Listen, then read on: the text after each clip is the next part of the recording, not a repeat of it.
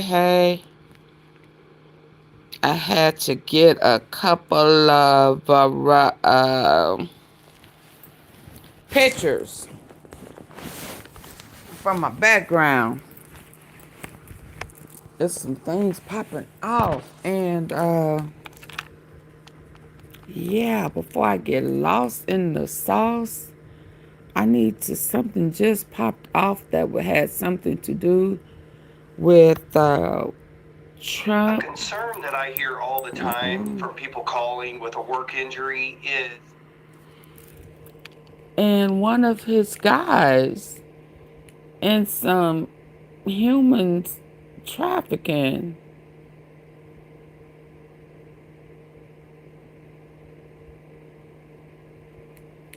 Yeah, real quick. Let's hear this.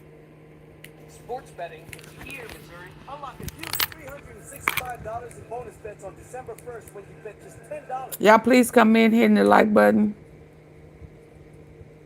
Oh man, I didn't even hit refresh. It's a long commercial. Okay, hold on. Here it starts. Let's hear this with our good ear. I think this is, I haven't heard this. Let me see how long ago this was. And I don't know when this came out, but this is a couple of hours ago. Okay, let's go. We have a blockbuster story for you today that even for this administration is outrageous. Even for this We've come to administration. expect a lot of corruption, cronyism, and nepotism from this administration. Now, Let's we have go. a blockbuster story for you today Blockbuster that story. even for this administration is outrageous, and we've come to expect a lot of corruption, cronyism, and nepotism from this administration. Now, the headline alone is the sort of thing you'd think is from like a satire site, but there has been a serious investigation done by ProPublica. It's about Donald Trump, the White House, and a globally infamous figure named Andrew Tate, the alleged sex trafficker and self-proclaimed misogynist. Now, here is what ProPublica's reporting reveals. When Andrew Tate and his brother Tristan landed in Fort Lauderdale, Florida, back in February, Hold they on. were immediately detained by sex trafficker and Not self-proclaimed figure again. named Andrew Tate, the alleged sex trafficker and self-proclaimed Andrew the White Tate. House, and a globally infamous figure named Andrew Tate, the alleged sex trafficker and self-proclaimed misogynist. Now, here is what Hey Cynthia. Hey ProPublica's Janet. reporting reveals. When Andrew Tate and his brother Tristan landed in Fort Lauderdale, Florida, back in February. Excuse me. Hold on. Hold on. I guess I got a little too excited. Hold on. I'm knocking over stuff. Oh my goodness. We have a blockbuster Let's story try for this you today again. that even for this administration is outrageous, and we've come to expect a lot of corruption, cronyism, and nepotism from this administration. Now, the headline alone is the sort of thing you'd think is from Hi like a Jerry. satire site, but there has been a serious investigation done by ProPublica. It's about Donald Trump, the White House, and a globally infamous figure named Andrew Tate, the alleged sex trafficker and self-proclaimed misogynist. Now, here is what ProPublica's reporting reveals. When Andrew Tate and his brother Tristan landed in Fort Lauderdale, Florida, back in February, they were immediately detained by Customs and Border Protection. Hey And all Dorothy. of their electronic devices were seized. Now, keep in mind, these were two individuals facing allegations of sex trafficking women in 3 different countries, including Romania, where they've been indicted. So federal authorities, as a state... Now Romania, that's where Charlie Kirk wife had her Romania Angels.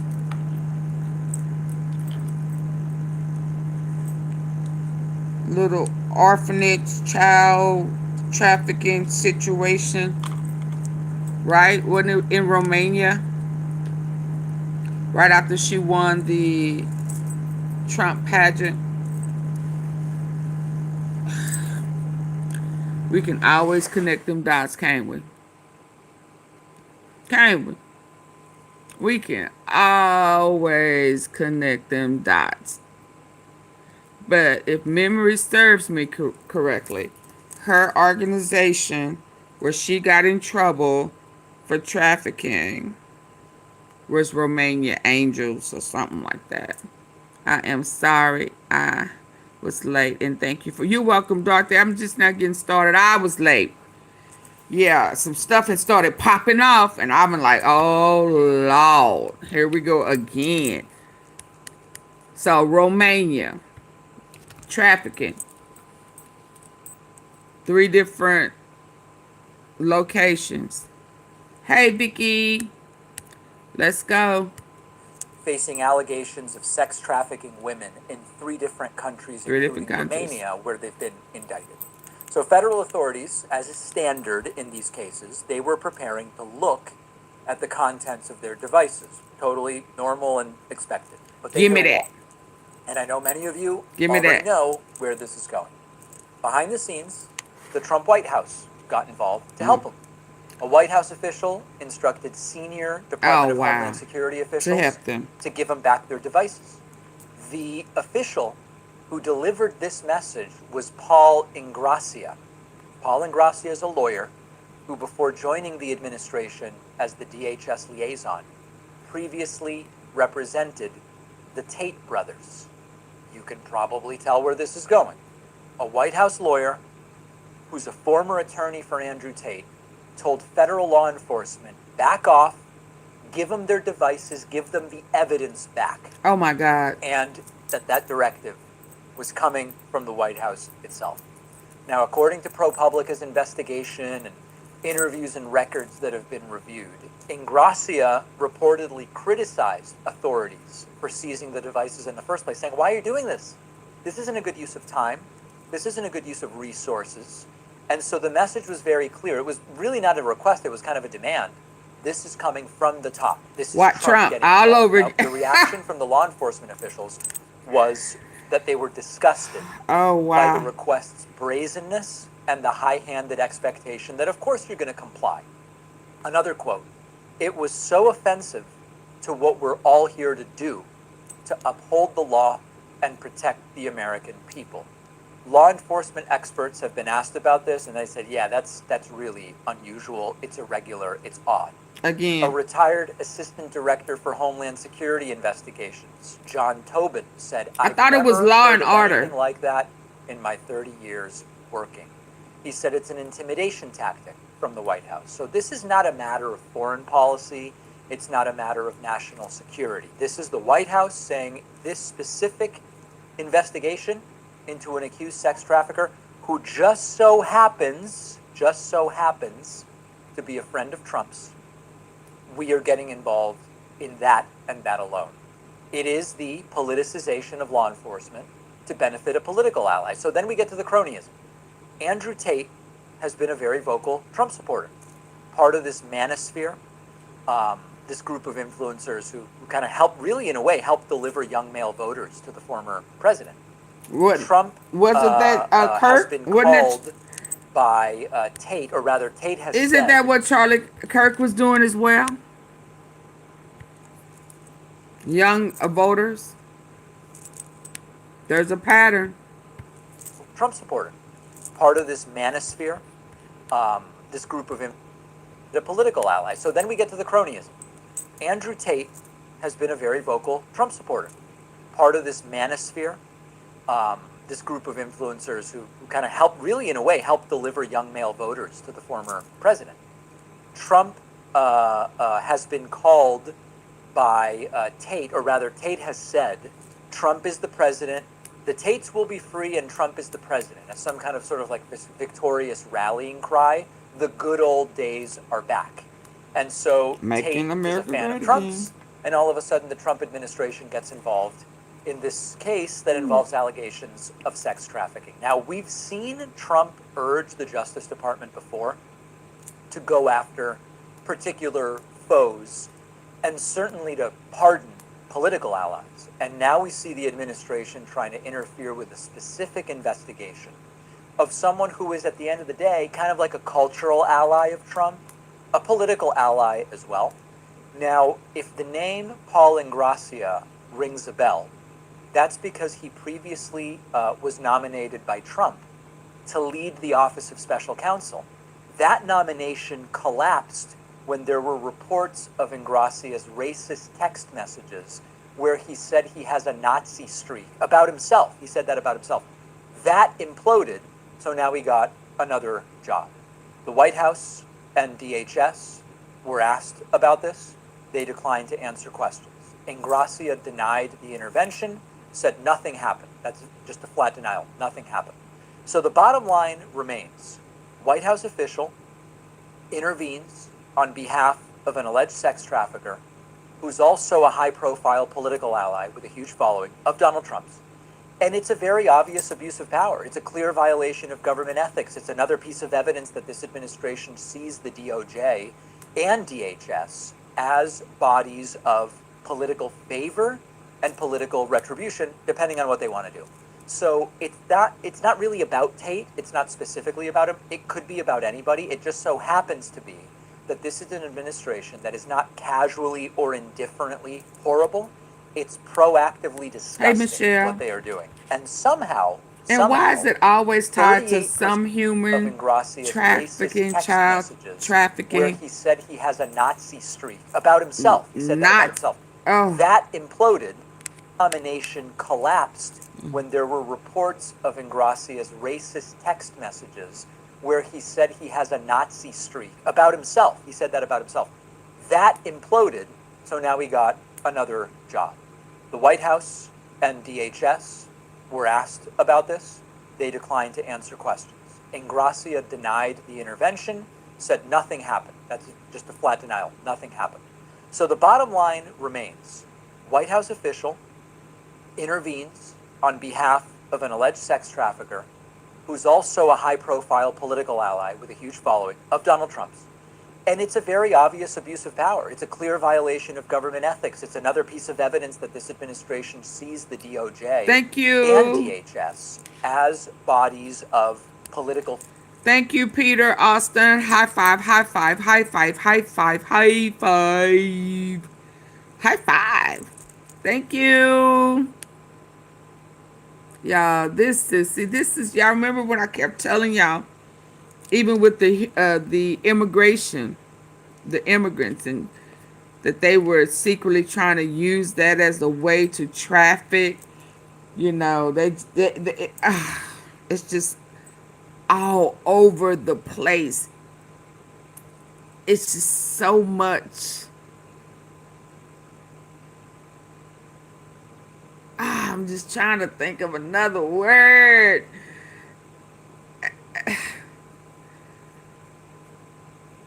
It's worse than pollution. I just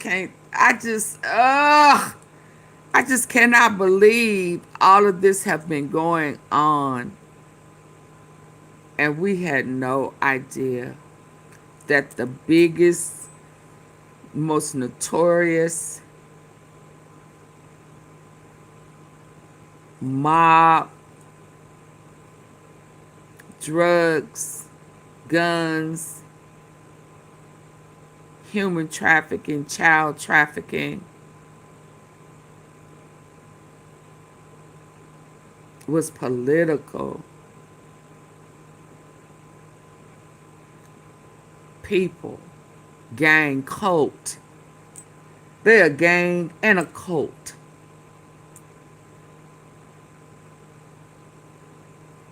The missing kids, men and women, just grabbed, and they've made everybody think that it's the immigrants and the blacks, just everybody other than the powerful, the rich, and the elite. Elite. Hell, ain't that Rico? organized crime, a political organized crime, gang, mafia, mob. It's blowing my mind. I ain't gonna even lie.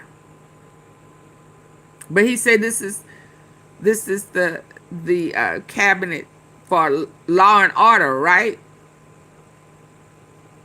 Law and order for everyone except who needs to be bound by law and order. Law and order is corrupt with these folks. favor and political retribution, depending on what they want to do. So it's not really about Tate. It's not specifically about him. It could be about anybody. It just so happens to be that this is an administration that is not casually or indifferently horrible. It's proactively disgusting what they are doing. And somehow, 38% of the country still supports it. A very low number as far as presidential approval is concerned, but a very high number when you say, how could anyone see this and still support it? Thanks for watching. Check out another one of our videos. Middle class collapsing as Trump threats. Yeah, let's see this. How long is it though? Hold on. Hey guys, can you believe that Amazon made Yeah, he is threatening. He is threatening. The internet you see every day yeah, no, that's too is long. just a fraction of Hold what's on. out there. Our sponsor, Private Internet Access, Now lets hold you on. access. Let me get to where I already know. I already had it put aside. I was finna go somewhere I hadn't already checked it off. Hold on. What's going on? Epstein post may have it. Let me see this. Let's hear this. One problem. There's one problem. Jessica Terra. Breaking news. Breaking news. Because Donald Trump has made a huge Epstein announcement. Only there's one problem. There's one problem. Jessica Teroff on Fox News has kind of been anticipating this moment, and she said this about the fact that Ghislaine Maxwell is now getting some special treatment, and Jesse Waters' response is absolutely abhorrent.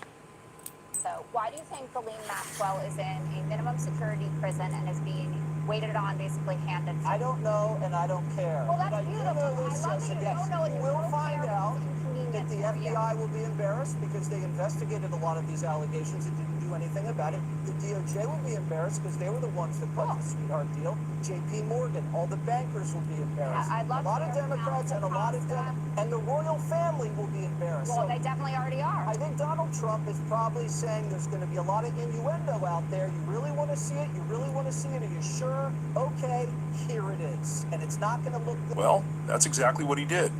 Now, before we get to Donald Trump's big announcement, just want to point out that Jesse Waters says that he does not know and does not care why Ghislaine Maxwell is suddenly in a minimum security prison, one of the biggest child pedophiles in the world. A part of one of the largest pedophile rings in history is suddenly a minimum security prison. And this man doesn't even want to care about why that may be, doesn't want to really talk about why that could have happened. Well, Benny Johnson actually broke the news to me, and he said this. He said, President Trump confirms he has officially signed the Epstein Files Transparency Act. Now, here's the problem. He says, here all the files will now be released. I guarantee you, write it down, write it down, write it down. Because I'm saying it right now, that they're not going to release all the files. Not even close. And there's going to be a lot of redactions. If they release things that they don't want everyone to see, I don't think we're going to see anything for a long time. But Donald Trump said this now. This is like truly just like so many lies. Look at this long scare. Jesus Christ. Does he know what a paragraph is? He says Jeffrey Epstein, who was charged by the Trump Justice Department in 2019, not the Democrats, was a lifelong Democrat, Maxwell is donated not a blah, blah, blah. Okay, pleading the okay. fifth. Newsbreak 11 hours. I'm not even, She's I'm not sorry. pleading the I just don't fifth? feel like it's valuable to you for me to repeat all these lies. It's just all lies. But he says here, I have signed the bill. No, to hold release on, the but they Epstein saying that files. she's That's the not. important Hold part. on, I got It's been a something huge else. turn of events from just even 2 weeks ago when Donald Trump said that this was a hoax and that this was just the Democrats trying to hurt his presidency. And Oh, now yeah, he oh, suddenly she wants to is, release all yeah. of them.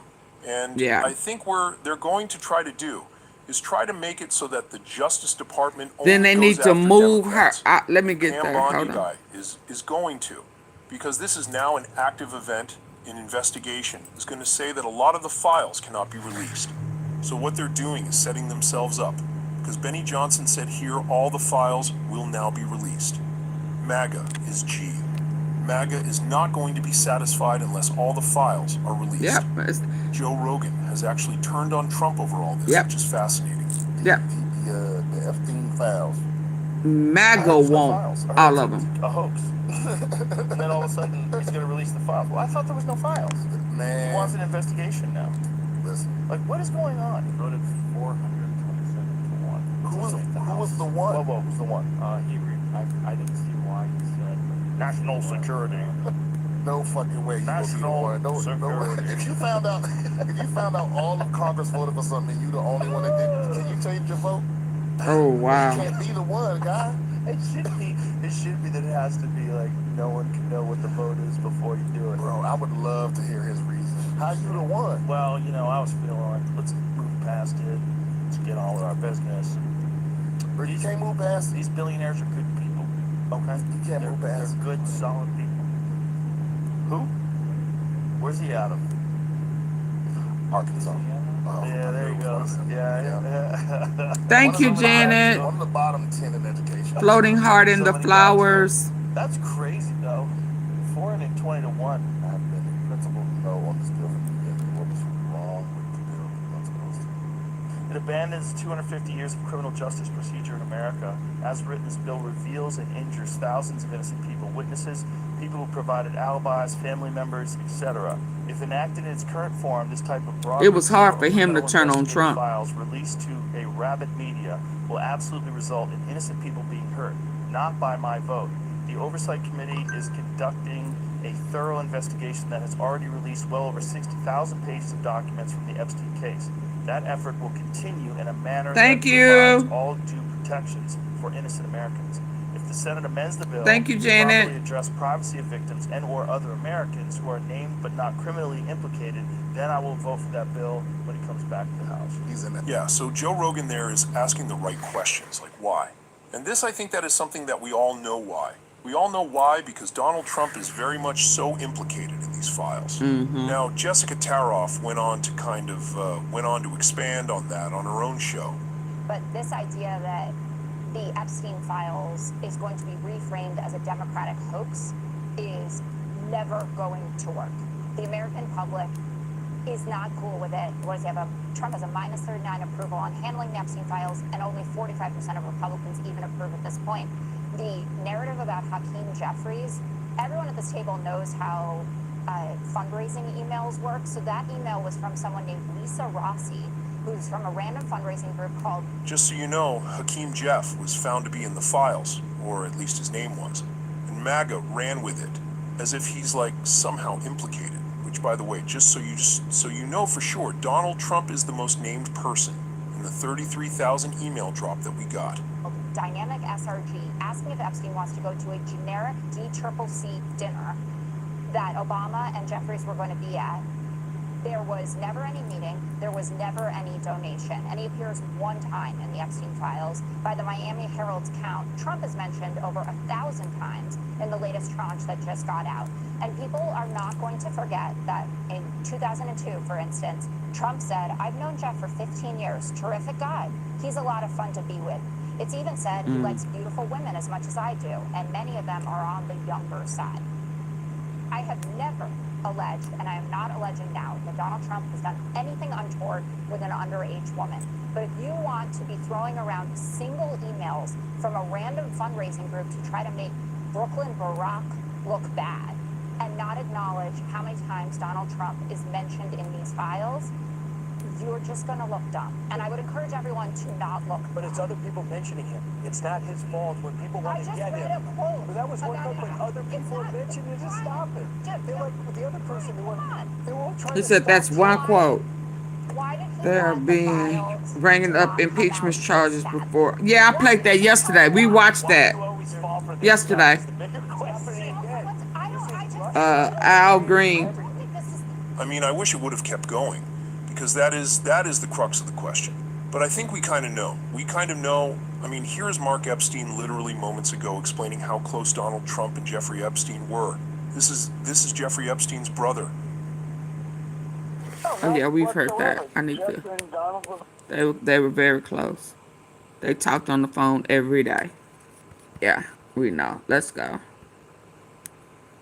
I got too much before I get to this. Oh man. I'm trying to understand where they kind of, hold on.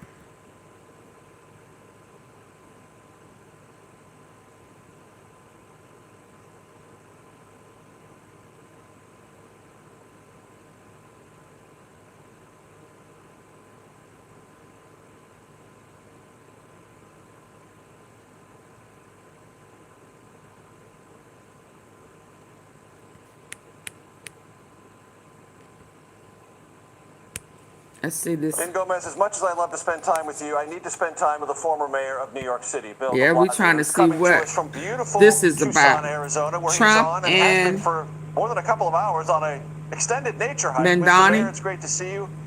I don't know how much from the beautiful environs of Tucson you were able to absorb of the encounter between Mayor-elect Mamdani and the president, but what's your reaction? That Trump was totally against. It's fascinating. I think the first thing we have to recognize here is Donald Trump wanted this to be a huge spectacle. Yeah, remember, he was totally against Mamdani. He told Mayor-elect Mamdani and the president, but what's he said that if you voted for him, that you were not, did he say Jewish or did he say pro-Israel? Which one did he say? He implied that if they did not vote for Comos,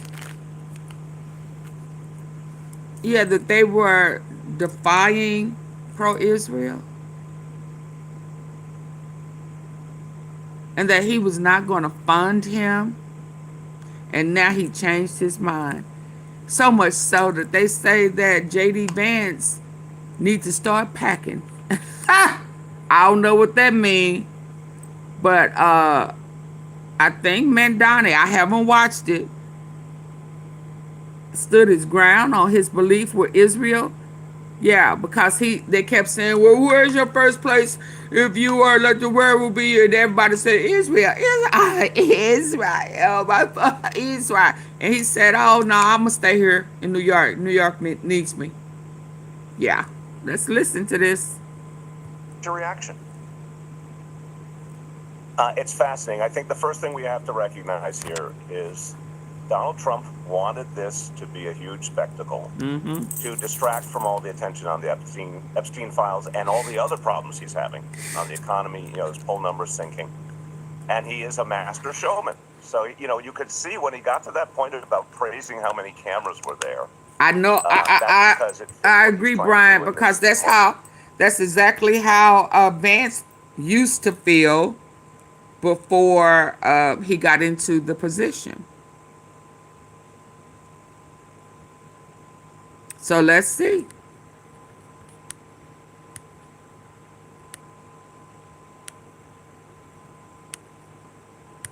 Files and all the other problems he's having on the economy, his poll numbers sinking. And he is a master showman. So, you could see when he got to that point about praising how many cameras were there. That's because it fits what he's trying to do in this moment. But the bigger phenomenon for New York City, I think Mamdani did the smart thing to reach out and ask for this meeting. I think his charm and his self-possession came through. He knew how to handle himself in the presence of Trump. Trump really didn't have a way of unnerving him. That fascist answer was a little interesting. I thought that was a great moment. But, in general, it's a good day for Mamdani. He held his own. And for Trump, it's really a sign of just grasping at straws at this point, just trying to find any way to get out of the box he's in. So you were name-checked, Mr. Mayor. I don't know if you noticed that, but I want to play the soundbite for you from the president invoking your time as mayor of New York. Let's listen. I love New York City. It's where I come from. I spent a lot of years there. Now I'm right here. We took a big setback with the mayor that we had, Dave de Blasio. I thought it was a tremendous setback for the city. I think this mayor can do some things that are going to be really great. Oh yeah, he sure is moonwalking. It's fascinating. President Trump has talked incessantly about his feelings about my time as mayor. Look, we did pre-K for all in New York City. We had the most jobs ever in New York City's history. We brought down crime. But for some reason, he's a little obsessed. And it's ironic, especially because Mamdani has said he wants to emulate a lot of things. Obsessed. And it's ironic, especially because Mamdani has obsessed with a lot of people. History, we brought down crime. But for some reason, he's a little obsessed. And it's ironic, especially because Mamdani has said he wants to emulate a lot of things that I did as mayor. He's been very open about that. So, you know, I think what Trump is going to find very quickly is that Mamdani, yes, he's very charming, very intelligent, but he's also a resolute progressive. He's going to take the same kind of policies I put in place. Could Trump not get his... Could AunTeaFee... He couldn't get his big ass up.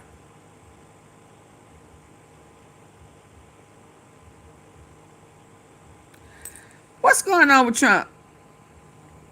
When did he stop getting up and standing up and shaking folks' hand? Trump got a new. I hope Mamdani ain't slow. But why is he shaking this man's hand sitting down? Why he can't get his ass up? Oh, he's sick.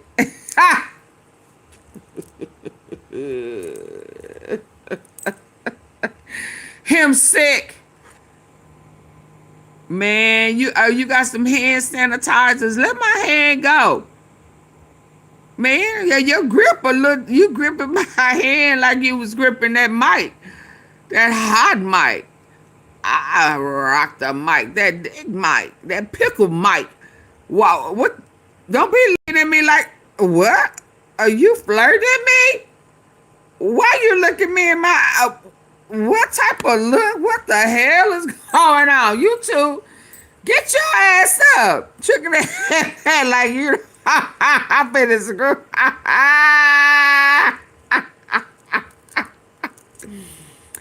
Hey, man, stop looking at me like that. What type of shit? I know he's more charming than you. Yes, indeed, he is. Yeah, he way more better looking than you. Yes, he is. What? So you looking at him like you Monica Lewinsky, Donica Lewinsky? Yeah, calm down. You are down. You down. You ready to go down.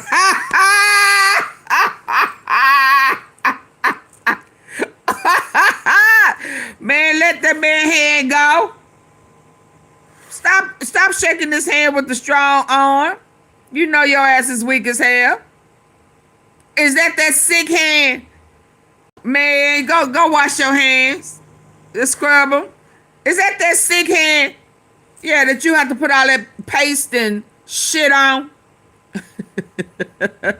Oh, he was praising all over the place. New York. Now he's singing New York. Yeah, kicking his leg to the left and to the right. Yeah. Well, okay. Well, carry on. I just saw that strong hand grip. And after we know what you done did to Bubba, I gotta watch you. I gotta watch you with all the nice looking brothers, men. Yeah. Okay. Well, carry on. I think what Trump is going to find very quickly is that Mamdani, yes, he's very charming, very intelligent. Look at him, he's sick. also a resolute progressive. He's going to take the same kind of policies I put in place and build upon them. And then Trump's going to have to decide whether he wants to keep praising someone who's actually putting the lie in effect to a lot of Trump's philosophy. I think Mamdani could, for the Republican Party, be a real thorn in their side because he's getting the Democrats back to our roots. I really believe this. He's getting us back to kitchen table issues. And then Trump's going to have to decide whether he wants to keep praising someone who's actually putting the lie in effect upon them. And then Trump's going to have to decide whether he wants to keep praising someone who's actually putting the lie in effect to a lot of Trump's philosophy. I think Mamdani could, for the Republican Party, be a real thorn in their side because he's getting the Democrats back to our roots. I really believe this. He's getting us back to kitchen table issues, talk about prices, talk about people's everyday lives, talk with compassion and urgency. If Democrats do that, they win the midterms. Is that just period. And then Trump's Trump doesn't have the same presidency anymore. So I think he's going to have trouble being quite as warm towards Mamdani as Mamdani succeeds. Yeah, but Mamdani, at least he know ain't nobody scared of him. Mamdani ain't backing down. He ain't gonna play with that pro-Israel. You not gonna. I don't want to know what. I don't want to know all the secrets. I do not want to be a part of you all boy freakazoids. The freaks come out at night. I don't want. No, I don't want none of that. Don't even show it to me. Don't even try to entice me. Don't even try to bribe me, because y'all will be trying to take me out. You looking for a reason to take me out, and the answer is no. It's 300 people in here. I only got 34 likes. Get the likes up. Double tap the face of your screen. Let me. Yeah. Double tap the face of your screen. Hit the three dots at the top right. It's up you on your computer or your laptop. Get them up, get them up, get them up. Yeah, let's go. Let's go. Mayor, you were recently quoted as saying when you were mayor, you, quote, often mistook good policy for good politics, a classic progressive error. Excuse me. In that context, what did you mean, and what advice does that convey to Mayor-elect Mamdani? You know, I talked about that particularly in the context of Joe Biden. This was a couple of years ago when I said that, because Biden had some tremendous policies. Don't forget really Gavin Newsom. Oh, yeah. When Trump made a surprise trip to California during the fires, Newsom met said things him. like Bidenomics went right over people's head. Trump talked nice to him. Yeah. Absolutely discordant. He ain't happy about him now. Challenges that they were dealing with. So the fact is, it's not enough. He think he can swoo them. You know, the public is not looking at abstract economic indicators. They want to know, are you going to do something that reaches their lives directly? In our time, pre-K for all, for example, people felt the money back in their wallets because they got free childcare, free early child education for their kids. With Mamdani, things like fast and free buses, free funding, they'll go to court, they'll mobilize the people of our city, they'll fight back. And in the midterms, I also think we're going to see the people of this country decide that Democrats need to run the House, and that's going to undercut every attempt by Trump to take away money from cities and states over politics. So, no, I don't think this ends why in you one over bit. in Israel trying to build a new state? Is For. Israel and take Taking the over? time from a nature No, hike in you need to beautiful be Tucson, doing that former here. City Mayor Bill de Blasio. Mr. Mayor, thank you for your time so very much. Since you didn't have a plan, a health care program to meet or exceed that of Obamacare, health care needs to be free. That's right, I said it. Yeah, we done paid into it. Long. Yeah, it should be paid for now. Yeah. And now that y'all just taxing us. You triple taxing us. Yeah, he ain't said nothing about that tariff no more, have he? He been quiet as church house mouth on that tariff stuff. Yeah, that's what I thought. Hold on. Hold on.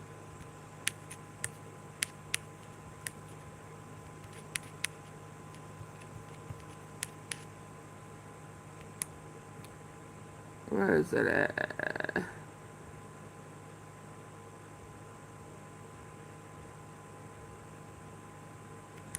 Oh yeah, I listened to that. Hold on.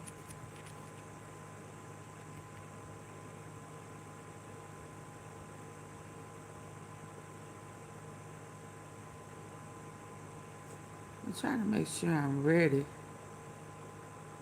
Why did I do that one?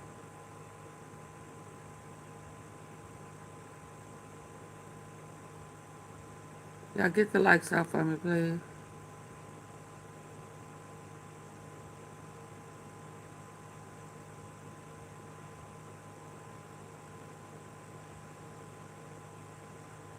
Okay, here it was down here. Hold on. Now, who is this munch mouth guy?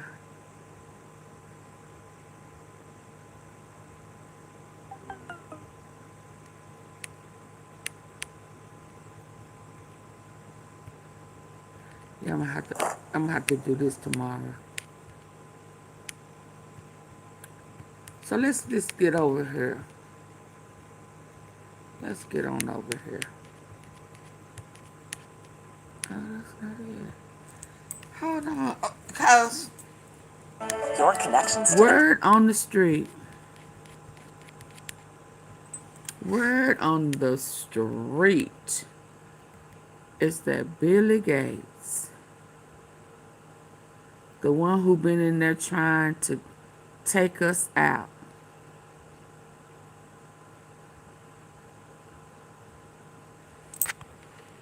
who illegally uses presidential seal.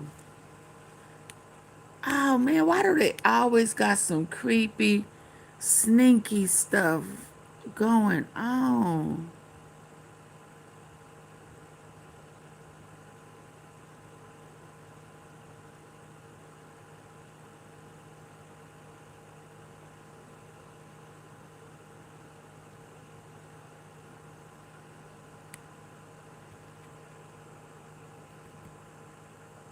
Oh, he said it?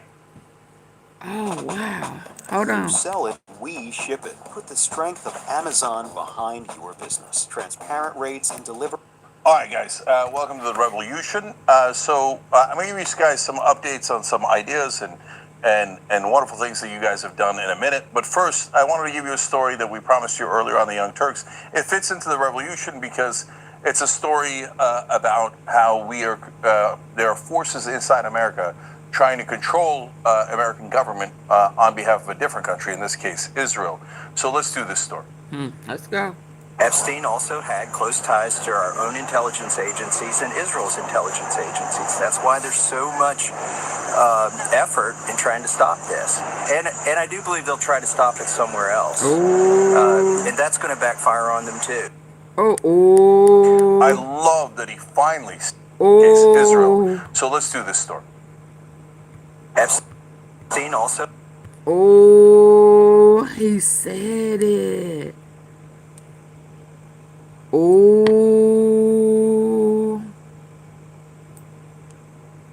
And then he said it's going to backfire. Yeah, that's big. Whether y'all know it or not, that's big. Everybody getting exposed. Hey, Green Lantern. Yes. Oh, Lantern. My mouth is open because I can't believe he said it. And in a minute, they're gonna connect Charlie Kirk. They're going to connect it all. Let's go. American government on behalf of a different country, in this case, Israel. So let's do this story. Epstein also had close ties to our own intelligence agencies and Israel's intelligence agencies. That's why there's so much effort in trying to stop this. And I do believe they'll try to stop it somewhere else. And that's going to backfire on them too. I love that he finally said it. Yes, it's definitely Israel. We're going to show you here with a new story from Dropsite News that shows once again that Epstein was working with the Israelis. Yep. And so the mainstream media has been ignoring it, but he's a U.S. congressman, so they're probably going to have to address it. And if they're going to address it, they're going to probably do what Dana Bash did with Marjorie Taylor Greene. Are you saying that Israel was involved? Yeah. That sounds conspiratorial. So? Yeah, because it was a literal conspiracy where Epstein was working behind the scenes to help Israel. So let's give you the facts, and you'll see for yourself. So let's go. Latest article from Dropsite. Jeffrey Epstein pursued Swiss Rothschild Bank to finance Israeli cyber weapons empire. Cyber weapons. Cyber weapons empire. Boy, Them dots, I mean, some of what AunTeaFee been saying, them dots is connecting, ain't they? My. Jeffrey Epstein pursues Swiss Rothschilds Bank. The same Rothschilds that created Israel in 1948, AunTeaFee. Mm-hmm. That also created the reserves, the Federal Reserves, and the banks and Internal Revenue, all of that type of stuff. But yeah, it's the same one. It's the same Zionist people who trying to convert Christians into this satanic. So they want us, everybody, to be a part of their blood, drinking, sacrificing. It's all full circle, ain't it, Janet? Woo, I've been on that full circle for what, about 5 years now? Baby. Thank you, Lord. There you go, though. There you go. There you go. There you go. Hey, Queen at PJB. There you go. Them Rothschilds. Swiss Rothschild Bank to finance Israeli cyber weapons empire. Gee, I wonder if he was working with Israel. Okay, look, it's unfortunate that this bank happens to be called Rothschild, because there is an actual conspiracy theory that is anti-Semitic about how the Rothschilds run the whole world. I think it's a comical theory, but in this case, it just happens to be a bank and a person with that same name. So the central figures here are Epstein, Ehud Barak, the former prime minister of Israel, and this is hilarious. Who was in Virginia Giuffre's book. Yeah, get the, the one who she said was the worst, that tried to, put his hand around, almost go unconscious, very brutal. Yeah. And she tried to ask Epstein not to allow her, her to entertain him. Now we found out yesterday that he really looked at them like minor hookers, elite, I guess, to his elite clients. That's what O'Bannon and Wolf called them, young prostitutes. Yeah. So that prime minister at that time is the one who was very brutal to Virginia Giuffre. Baroness Ariane de Rothschild, with that same name. So the central figures here are Epstein, Ehud Barak, the former prime minister of Israel, and this is hilarious. Baroness Ariane de Rothschild. We have a baroness who would also, of course, like to help Israel. And so may she rest in she's peace. the CEO of Edmond de Rothschild Group. That's an enormous Swiss private bank, okay? Epstein spent years trying to connect Barak and de Rothschild, and that's what the story's about. So they explain. In one note, Epstein passed along a tantalizing offer from de Rothschild to Barak. If Ehud wants to make serious money, he will have to build a relationship with me, take time so that we can truly understand one another. So now... Yeah, so when folk was thinking that they were saying Barack Obama was in those Epstein files, like a predator, not that they interacted for political reasons.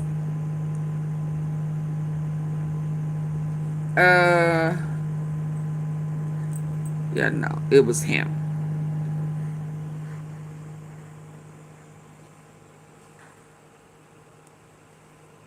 Wow. Now, the Baroness wants Israel to get cyber weapons. And now that's the former prime minister of Israel. So she's like, come here and I'll give you the money and then you can do this plot for us, but you have to get to know me first. Okay. Then they explained Barack asked for advice, deferring to Epstein's supposed expertise on women. He said, "I'm ready, but I need your advice regarding how. Ladies is your forte." Not really. Young kids. children that he's Yeah. raping is his forte, but okay. Yeah. According to Drop Site News, the purpose of connecting Rothschild and Barack was to secure financing for this. Quote, Barack's private communications showed discussions about a wide range of cyber weapons, concepts drawn from Israeli military research, inspired in part by the astonishing scope of U.S. global surveillance apparatus revealed by NSA whistleblower Edward Snowden in 2013. Oh, great. The Israelis need more cyber weapons. And so you've got Epstein trying to arrange that with the former prime minister and the good Baroness, the Rothschild. Okay? So there's, now, by the way, to be clear, there's no evidence to confirm whether or not the Rothschild Bank actually directly financed the cyber weapon startup. So we don't know from the material that we have here. This is the leaked emails of Ehud Barak. These are part of the Hundala leaks, and they have been confirmed in parts by Drop Site News and the U.S. government. So, but in October 2015, they explained the Rothschild negotiated a $25 million contract with Epstein's Southern Trust Company, the same entity Epstein used to fund Barack's intelligence-linked security startup, reporting Homeland Security, known as Carbine, earlier that year. Hey, why would you buy your health and wellness products from a company that doesn't specialize in health and wellness? Seems silly. When you buy from... So... Okay, so I have 265 people in the room. Please, I should have 265 likes. Please double tap the face of your screen if you're using your phone device to listen in. Hit the 3 dots at the top right of the comments. Oh, 10%. Where's my charger? The top right. Yeah, just hit the thumbs up for me, please. Now it's 308 people in here. Please double tap the screen, hit the like button. I'm gonna have to go the extra mile and hold this phone.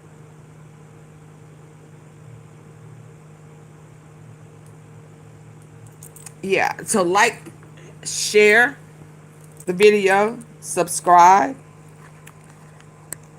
to AunTeaFee, and join the membership and become a part of the Tea Palace, our family. We drink good tea, baby. Our tea be hot. Yeah, we get it a lot of times before other people get it. We get it fresh. Yeah. Let's go. Just double tap. Yeah. Tap is, yeah. Just 1, 2. Just like that. It's free. It don't cost nothing. Let's go. Now that's interesting because here in security known as Carbine earlier that year.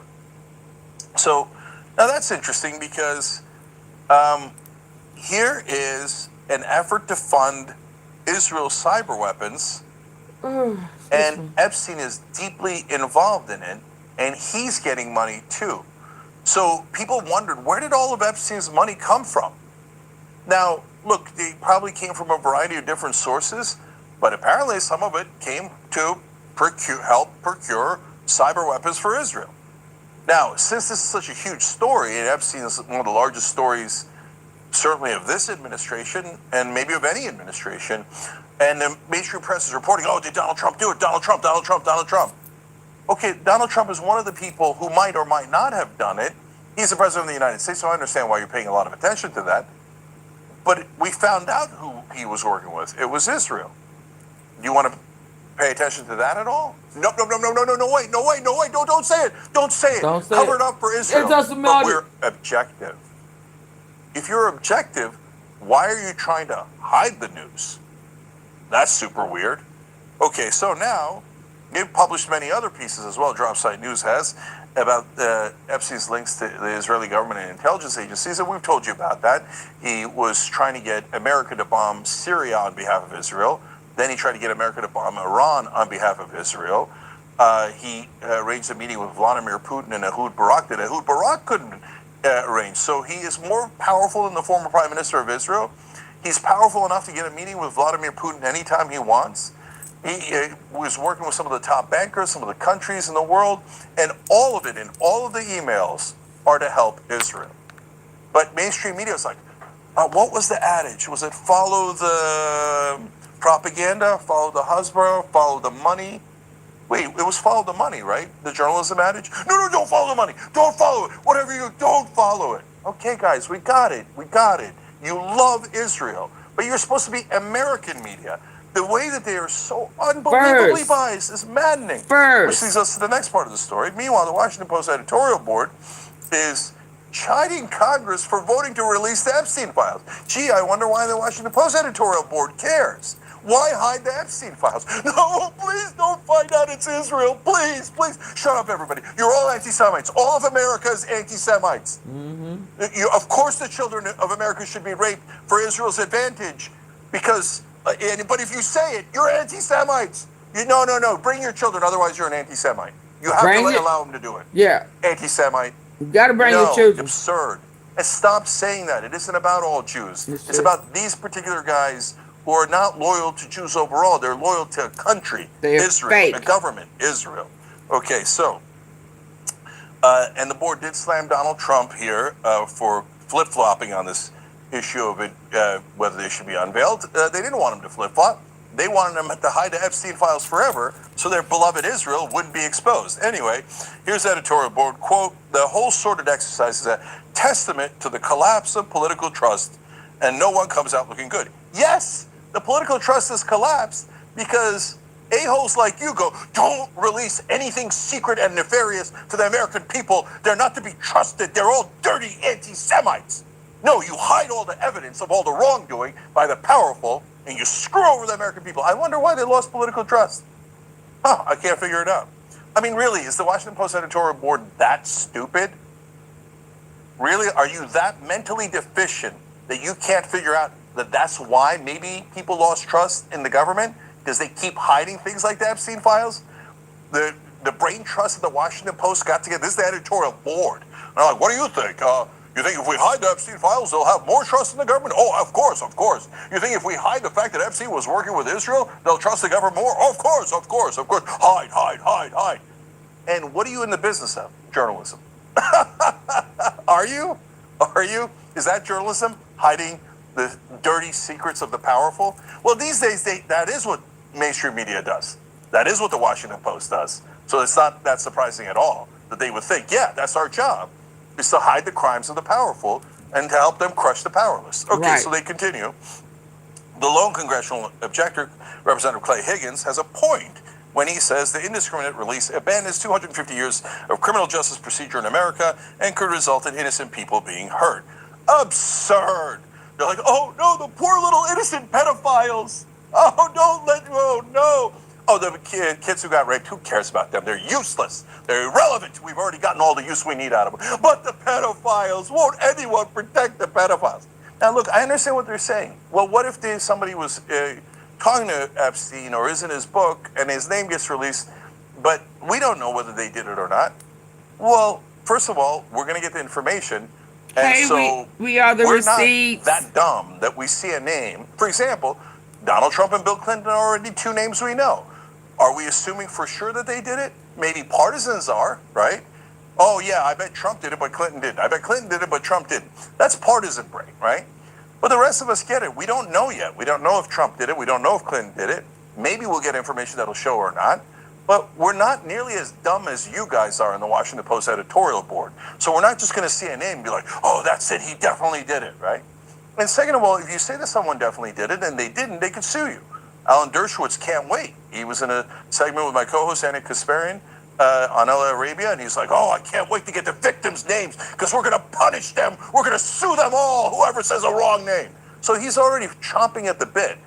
And, it doesn't, whether it's a wrong name or you don't have sufficient evidence to prove it, no, those billionaires can't wait to have somebody like Alan Dershowitz sue the victims. They're already lined up to do that. But the Washington Post board apparently didn't think about that. They don't know that that's possible. And who's abandoning criminal justice? Look, guys, think about this core issue, right? So they say, no, we should keep hiding the names, because what if the pedophiles are harmed? Oh, but what if one of them is not a pedophile? Okay. What if Well, Ghislaine Maxwell gets out because you got her in and you pardon her? She won't get hurt then. I mean, are the other victims safe? I mean, everybody that you pardon turn around and get arrested for PDF first, a PDF. Yeah, every day. Yeah, so which is worse? I mean, are you really protecting them? No. You've moved Ghislaine Maxwell to a minimum where she could really get out on house arrest. I mean, not a house arrest for work, like Jeffrey Epstein did. Work release. Yeah. wait a minute. If you're in favor of justice, then why didn't you do an editorial about the government not prosecuting the actual pedophiles?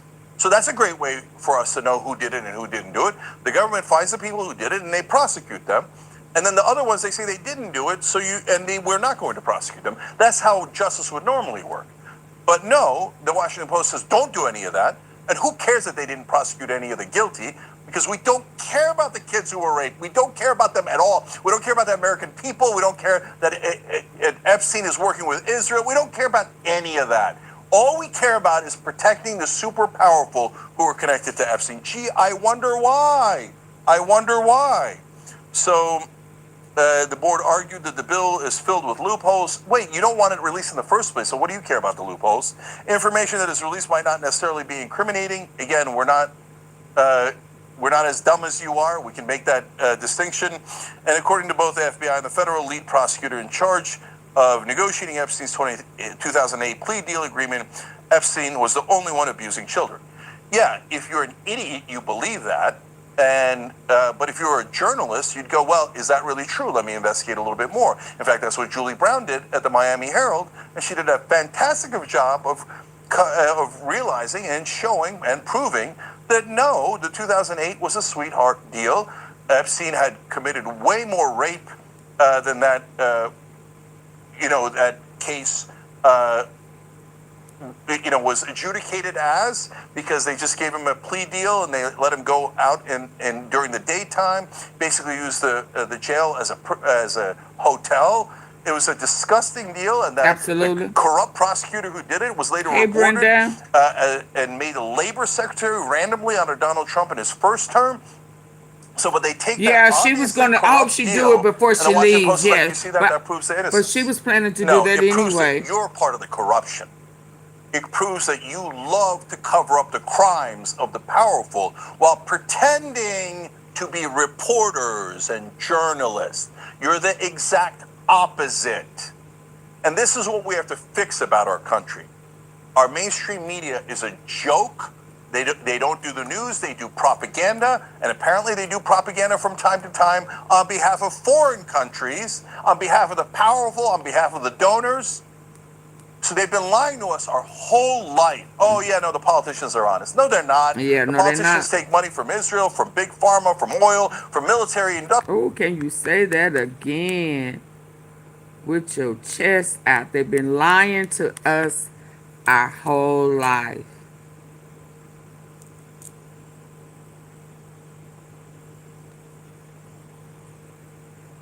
Our whole life. Foreign countries, on behalf of the powerful, on behalf of the donors. So they've been lying to us our whole life. Oh, yeah, no, the politicians are honest. No, they're not. The politicians take money from Israel, from big pharma, from oil, from military industrial complex, and they serve those donors loyally. And the job of the Washington Post is to go and cover that up. They're the getaway driver in this crime. And their job is to cover up all of the evidence. No, don't give them the news. Give them propaganda. Oh, no, politicians are not affected by the millions of dollars that they get. When we talk about legislation, we are going to pretend they're having debates. We're not going to tell you that in reality, they all got paid by donors and voted with the donors approximately 100% of the time.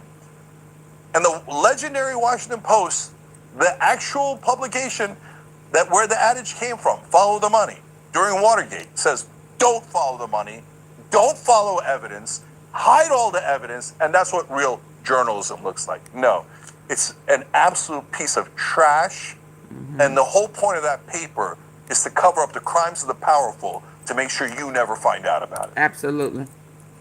Okay, let's gear over to who, name, and what is coming out with those Epstein files. Is that what it? I don't want to grab the wrong one. It's coming out.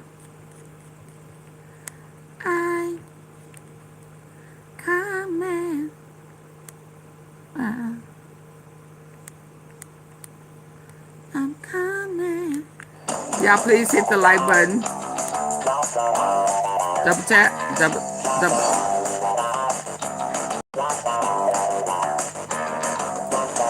Welcome to TMZ Live. There is a betting frenzy afoot right now. Get this, over whose names are going to appear in the Epstein files. And you know that we are sometime in the next 30 days expected to get the release from DOJ. Hold your horses on that. Well, at least on paper right now, that's what they're saying. We'll see what hiccups come along the road. But when those files come out, we expect that there are going to be several names in there that have that are not being accused of any wrongdoing. They're just names will be mentioned because they interacted with Jeffrey Epstein at fundraisers or whatever. Let me just say, I know people who have seen, two people who have seen the files, parts of the files, and Donald Trump's name's all over it. There's nothing untoward in terms of anything he did, but his name's all over it. And there are so many other names because he was a social butterfly. Right. And so some he's of those still names trying to Donald Trump, protect. said, He's still his trying name to is off the board. protect That's Donald already been Trump, ain't resolved. There are a bunch of names that have been resolved already. Bill Clinton, he? Donald Is Trump. still trying to protect Donald Trump. It just blows my mind. It blows my mind. You just all up in that ass, ain't you? I mean, you way up in there, Harvey. You too short to be right that you know, standing that low down. Come out. Fidel Castro.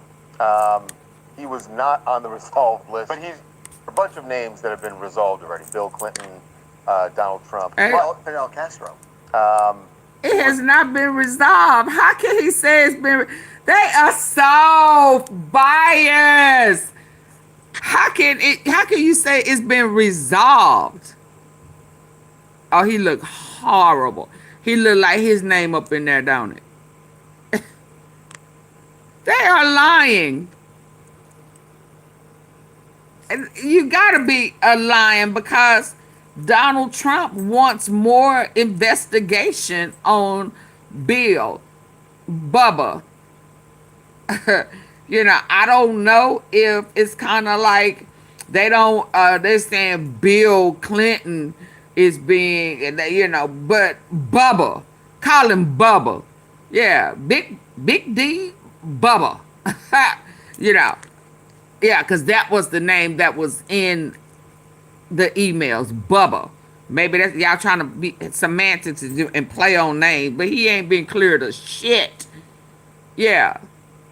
There was no tiles, remember, so he ain't clean off that DNA.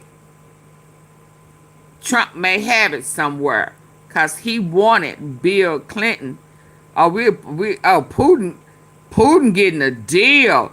Oh, I got that over there too. Let me hurry up because for some reason, let me hush. Putin is TI right now. Putin name popped up, and right now, hold on. let me come back to this one because I don't want to forget. I don't want to get lost in the sauce. And I just saw it. And we need to know as we connect these dots because Putin got a picture, right?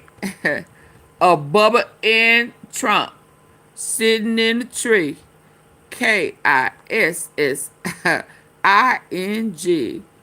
Yeah. First came head, then came tails.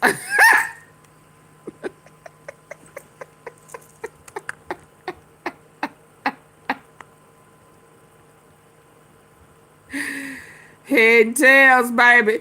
Head and tails. Yes, indeed. He got that mouth work and he got that hip work. Yeah. His milkshake bring all the boys to the yard. Bubba, let's listen. Start my day. Yeah, we gotta hear this. Yeah, my voice is gone. I had a day today. 1. But We listen. set all of our stones by hand so it sits just right. 2. We pay attention to every little detail. It would reduce Ukraine's military. Hold on. Putin. Mr. Three Dog. What? Now, all you. Mr. Dog. Mr. Hot Dog. You need some attention. Your name got a dog in it. Yeah. Now, I'm finna get you up out of here. You done popped out here. My like didn't go up. And you talking noise. Now all you crooks can go. What you mean? I don't like you over here. And you didn't double tap the screen and hit my like button. It still ain't went up. It didn't go up. Go out and come. Okay, now you did. Now you did. Stop playing with us. Listen, I got my good eye on you. I hope you ain't trolling. But listen, Putin, let's see. Putin name, go down. Yeah. You know, Donica Lewinsky went down. Yeah, he went down. Oh, you talking about the likes. No, they went up. It went up. It went up. Oh, I thought you was talking about Donald Trump went down on Bill Clinton. When you Trump strong-arming Ukraine's strong arm, there go that strong arm, that strong hand. Let me get this volume up. We gotta hear this. He got that. Thank you, I appreciate it. So yeah, let's listen. Cause Putin's name came up with the picture of Trump and Bubble, you know, blowing, licking, sticking, you know. Yeah. Moaning and groaning and shit. And now all of a sudden, too much tea. It's hot, but it's hot, Brenda. Yeah. And so now Putin is like, Putin like, start like testing. Okay. Yeah, Putin like T.I. Yeah. You can have whatever you like. Yeah. Yeah. Now all of a sudden he getting what he want. What done happened? Accepting a so-called peace deal that, well, is pretty much what Putin's been asking for all the way along. He'll have to like it, and if he doesn't like it, then, you know, they should just keep fighting, I guess. At some point, he's going to have to accept something. You know, he hasn't accepted. You remember right in the Oval Office, not so long ago, I said, you don't have the cards. We actually just played that moment a few minutes ago, didn't we? Zelensky says Trump's plan comes down to, quote, either the loss of dignity or... Not so long ago, I said, you don't have the cards. You know, he hasn't accepted. You remember right in the Oval Office, not so long ago, I said, you don't have the cards. We actually just played that moment a few minutes ago, didn't we? Zelensky says Trump's plan comes down to, quote, either... Yeah, it wasn't too long ago that Putin was mad at him. Putin was threatening war. I mean, because he found out that Trump Yeah, was making deals behind they deal with Ukraine with that a Black Hawk helicopter. And he said, "Oh, so you making a deal for them to shoot us down?" And I thought we had some. See, this is why I don't like you, Tramita. You know, every time I try to up with you, you try to do some sneaky shit. Yeah, and then all of a sudden, he can have whatever he like. Yeah. No Black Hawk, Tomahawk, whatever. You know, yeah. So you don't have it. So listen, what do you want from me? I mean, can I have those pictures back? What, a month and a half ago? I showed y'all Qatar, them people with the red and white scarves on their head and shit. And a little old fat roly-poly man walked up to Trump, wouldn't let his hand go when he was shaking his hand. He was trying to take his hand back, and the man wouldn't let it go. And then he showed him that some paper, some pictures, and Trump was trying to grab it with the bad hand and couldn't catch the paper. He couldn't catch the paper, and then they started laughing at him. Yeah, because he showed him some uncompromising photos. I wonder, was it a picture of his head going down, down, down, down? Yeah. So, and then all of a sudden, next thing you know, he's signing over permission for them to, I mean, he didn't say shit about a tariff that day, did he? I mean, although that would have been taxed, but at that time, he was trying to act like he was in tariff.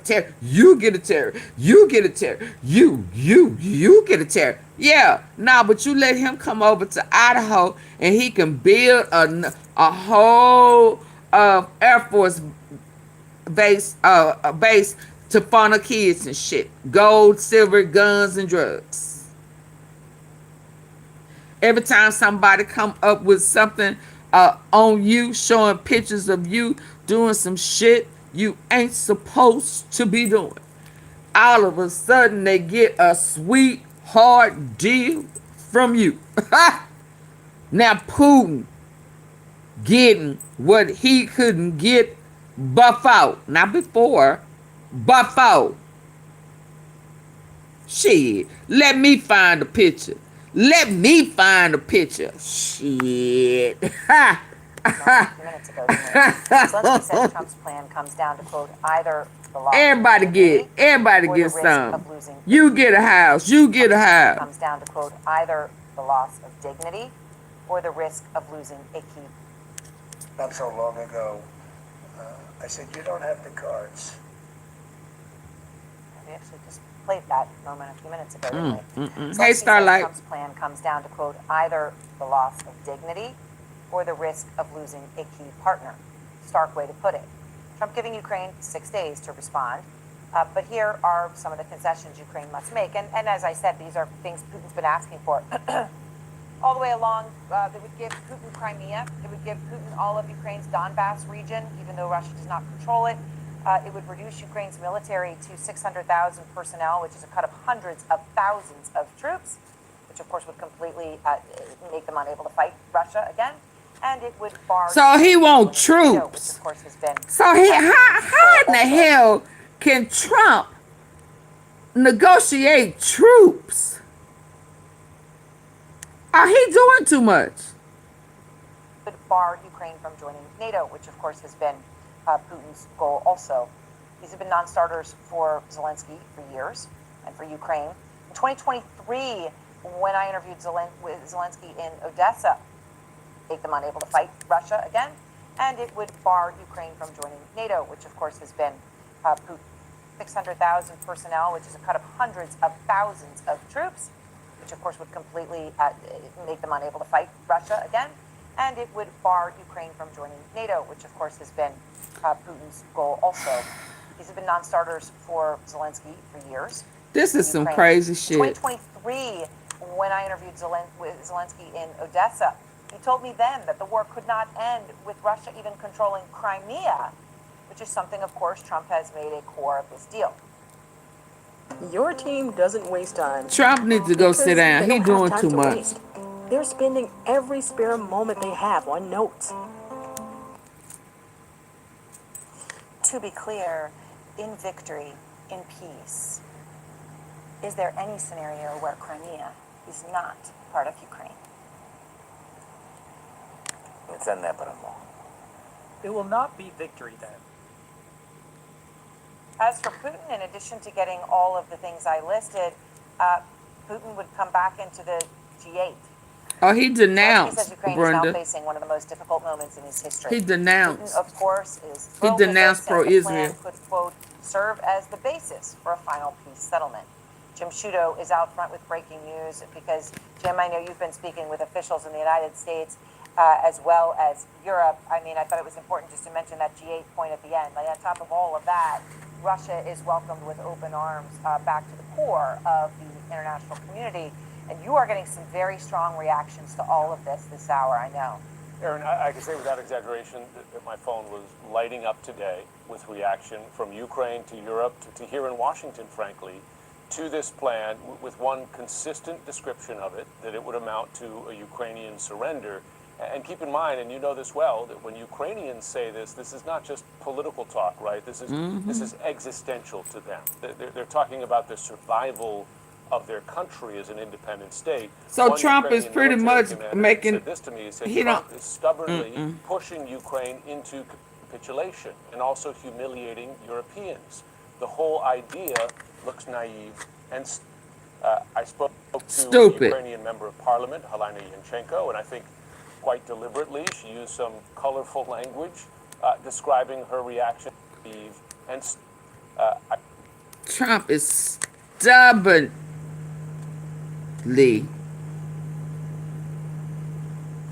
He crazy.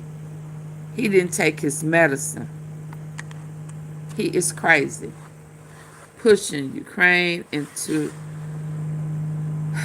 capitulation, humiliation, European, the whole idea, naive, and so other words, Trump is stupid.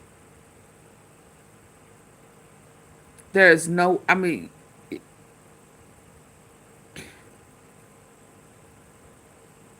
he is slow. He is stupid. And why do they need him to negotiate for him? What? Yeah, Lord, come on. And I don't even know where to go from here. Let's go. I spoke to a Ukrainian member of parliament, Helena Yanchenko, and I think quite deliberately she used some colorful language describing her reaction to this peace proposal as described. She said, it's like they are pissing on your boots and telling you it's raining. She went on to say to me, listen, this would be forcing my country, Ukraine, to its knees. What was interesting to me in particular, though, Aaron, was that criticism extended across the Atlantic to here in Washington and among both Democrats and Republicans. You heard the Republican chairman of the Senate Armed Services Committee say this was unacceptable, and Brian Fitzpatrick, Republican member of Congress from Pennsylvania, he said this Russian-drafted propaganda, that's how he's describing President Trump's peace proposal, must be rejected and disregarded for the unserious nonsense this is. And, this is important, Aaron, because corruption, absolutely. Discharge position and crossing lines, he shouldn't even be. Allow Congress to vote on a new punishing sanctions package for Russia, in effect, over President Trump's support. And it's notable because we did see this happen now on the Epstein files, right? You had Republicans defy their president. So the question now, is that criticism from Republicans of this peace proposal strong enough that they force through legislation to increase the pressure on Russia as opposed to what we're seeing now, which is pressure on Ukraine? Yeah, and to put all of those things in it, giving all that territory to Putin as well. Yep. All right, Jim Sciutto, thank you very much. I want to go now to Bridget Brink. She's former U.S. ambassador to Ukraine under Biden, as well as part of Trump's second term, now running for Congress in Michigan as a Democrat ambassador. I really appreciate your time. Just hearing what Jim Sciutto is reporting, about Brian Fitzpatrick specifically, the Republican congressman, calls this proposal unserious nonsense and says it reads like Russian drafted propaganda.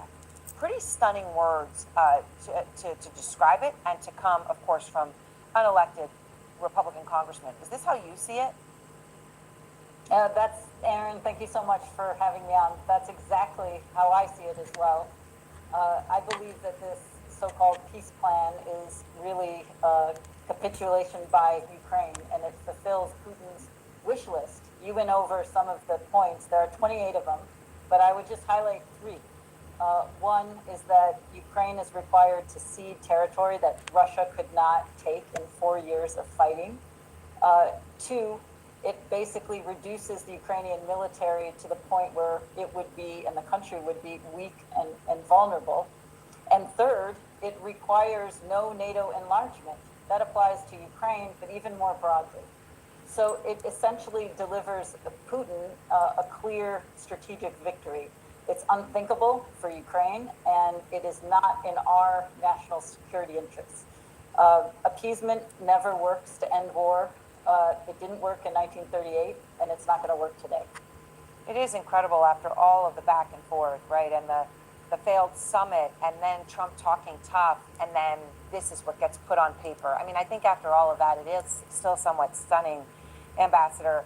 And Zelensky insinuated in what I played that if he doesn't accept this deal, right, that the choice is either Ukraine or lose American support, right? That was a very explicit choice. Trump was asked about that in the Oval Office earlier, and he didn't address it directly. He certainly didn't deny it. So what do you think is happening here? And what message does it send Putin that this would be put out there in the way it did? No NATO enlargement of any sort. All the land. Putin got pictures of him on that head. The G8. What does Putin get from this? And what do Trump get from this? Facing a lawsuit from debt collectors? Yeah. And the funny thing about it is Epstein sent it to Putin. Epstein sent the pictures to Putin. So Putin get whatever he wants. Cause per Mark Epstein,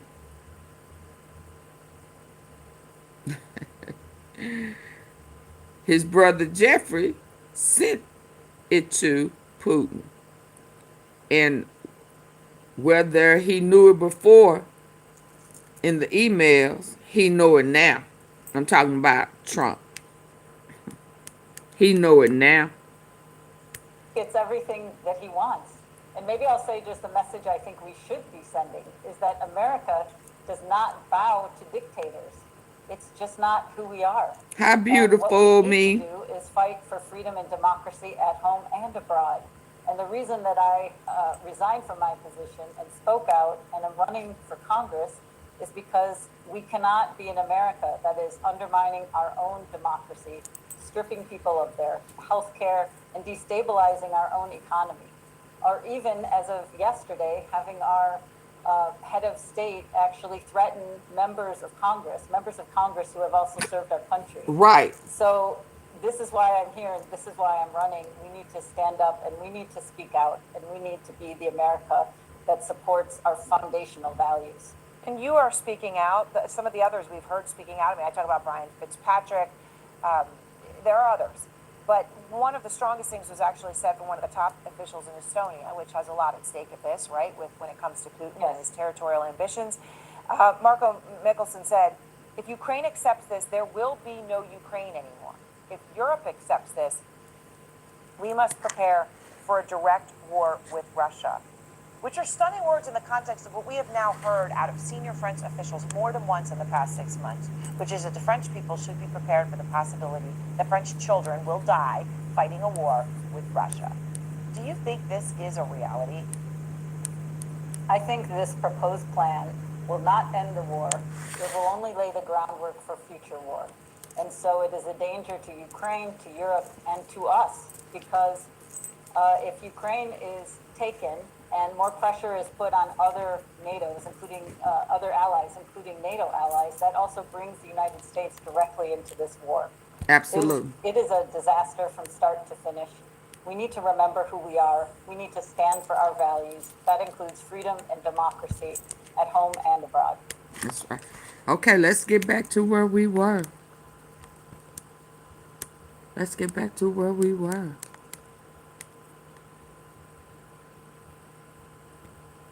Let's hear what they saying about.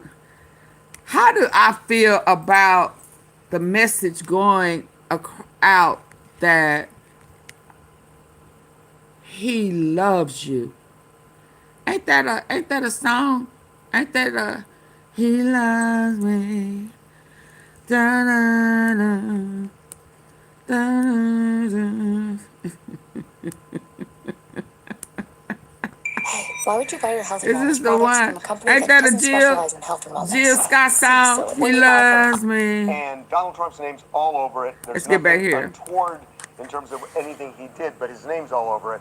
And there are so many other names because he was a social butterfly. Right. He's still making excuses for his name is off the board. That's already been resolved. There are a bunch of names that have been resolved already. Bill Clinton, Donald Trump, Fidel Castro. He was not on the resolved list. But he could have been in the betting, but he's in it. He is not among the names on the Polymarket betting site.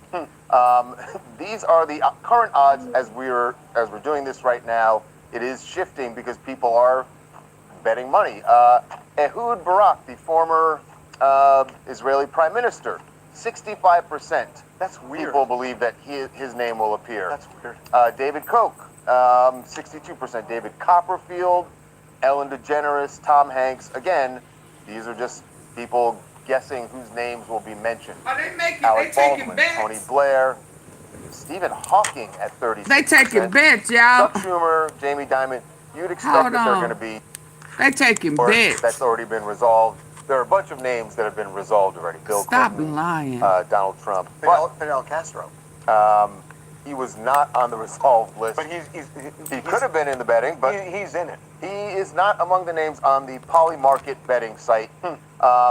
These are the current odds as we're doing this right now. They are It is shifting taking because people bets. are betting money. Who name is Ehud going Barak, to the be? former Israeli prime minister, 65%. That's weird. Now, do y'all remember when Harvey Levin said that there was not a list? That he had reliable sources telling him that there is not a list. I mean, there's not a list. He's such a little man. He's such a wuss. He's such. He is propaganda. His name will appear. That's weird. David Koch, 62%. David Copperfield. Tom Hanks. Ellen DeGeneres, Tom Hanks. Again, these are just people guessing whose names will be mentioned. Alec Baldwin, Tony Blair, Stephen Hawking at 36%. Chuck Schumer, Jamie Dimon. You'd expect that there are going to be some politicians. Stephen Hawking. What happened to that man? What happened to him? Yeah, he was on there. Michael Jackson. What happened to this man? Him. What he gonna do? How you gonna be a freak? How are you a freak? How dare you be messing with minors? Schumer, Jamie Dimon. You'd expect that there are going to be some politicians that people put in here. Henry Kissinger He was a player is at back in the day. 32%. Back in the day. And Michael Jackson at 30%. And Michael Jackson may have known Jeffrey Epstein because, you know, we're talking 2000. About the same age, roughly. I think it's roughly possible. Yeah, certainly possible. Anderson Cooper. Anderson Cooper. At some page, again, these are Yeah. This is what people are But guessing. these are people who probably with socialized. Right, Again, exactly. they went to That's parties what I in think New the York. bets are based on. And Yeah, Jeffrey people Epstein have done- loved to fraternize with wealthy With people. famous He people. paid his way into these giant lavish parties. And he was also a huge name dropper. We Yes. know that. So even if he didn't actually know these people, even if he didn't interact with them, he might have I gotta say, said if I was something about if I was a being at a betting man, party I with would just them. bet across they're all going to be in there. You're going to lose some, but I think you're going to win more than you Well, but lose. the question is, because he just they're named not, them. they're not just mentioning people that he ever knew. They've got to mention them in some context. So the question is, the people who show up, Tell what's what the I context? They're wish not going he to say, say yeah, that Epstein bit. knew the following people. No, but we know there's going to be a lot of emails from Epstein to people about these people. So, like, even if it's, I saw Barack Obama on television today, does that get That would- Obama yes. into the betting I don't pool? know, If does so, it? Yes, it does. you can look at my emails. All gonna it be says emails is that about the Barack Obama. names have to come out as long as the names are mentioned. Right now, by the way, those are the odds, but you can also look on this site at the volume, like what are people betting heavily on, which people. For some reason, 17%. Boy, he gotta be on there more than 17%. Did he? Dirty Diana Combs. Barack Obama, Michael Jackson, and Stephen Hawking are the three people that are getting the most volume of bets right now. That's really interesting. Stephen Hawking, huh? Wow. Well, who knew? No, but There was Jackson and Stephen Hawking are the three people that are getting the most volume. So, yes, it does. You can look at my emails. All Gonna it be says emails is that about the Barack Obama. names have to come out as long as the names are mentioned. Right now, by the way, those are the odds, but you can also look on this site at the volume, like what are people betting heavily on, which people. For some reason, Barack Obama, Michael Jackson, and Stephen Hawking are the three people that are getting the most volume of bets right now. That's really interesting. Stephen Hawking, huh? Well, What in the world? What in the world? What is that?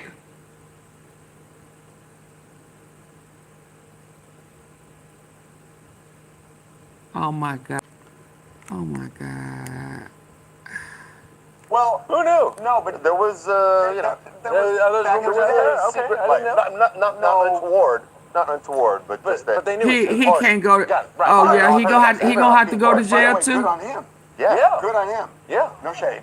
But again, I got to tell you, my spidey senses are. Channel we're not gonna see 14. these files. Thank you, Stephen that Hawkins. Donald Trump did this whole thing. Oh, he passed about, away. I'm starting a new Oh. investigation, so we can somehow. I'm sorry. My condolences. I am so sorry. Thank you, Channel 14. Oh, okay. Stephen Hawkins died.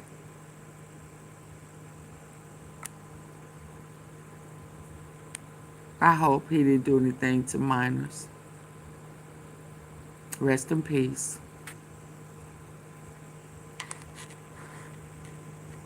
This man had a lot of. He was just horrible. He was horrible.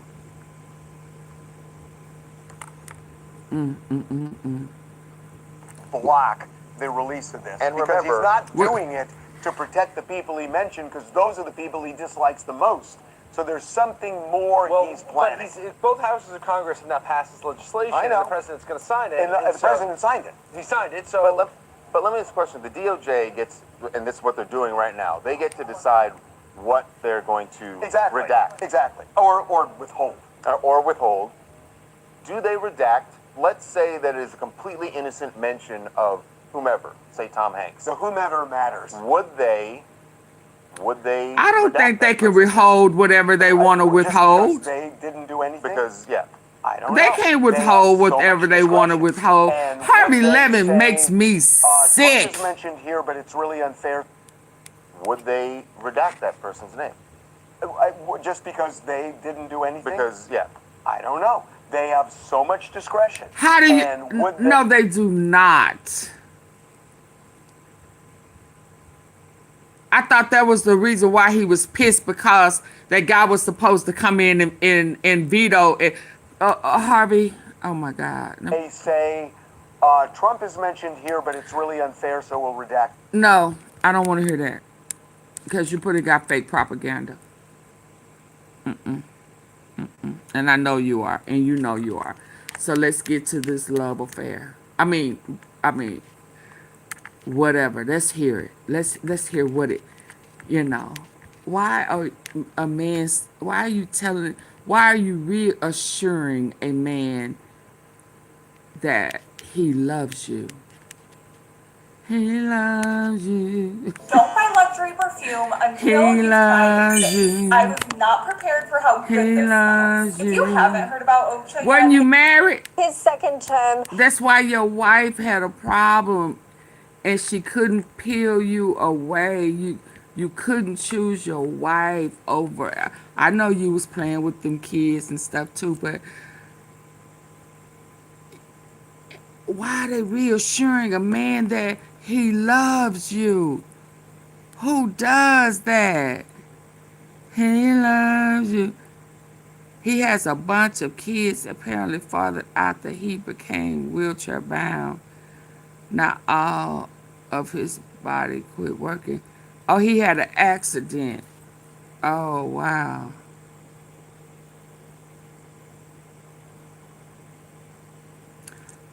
I'm with you, Brian. He act like he on there. He look like he done aged 20, 30 years.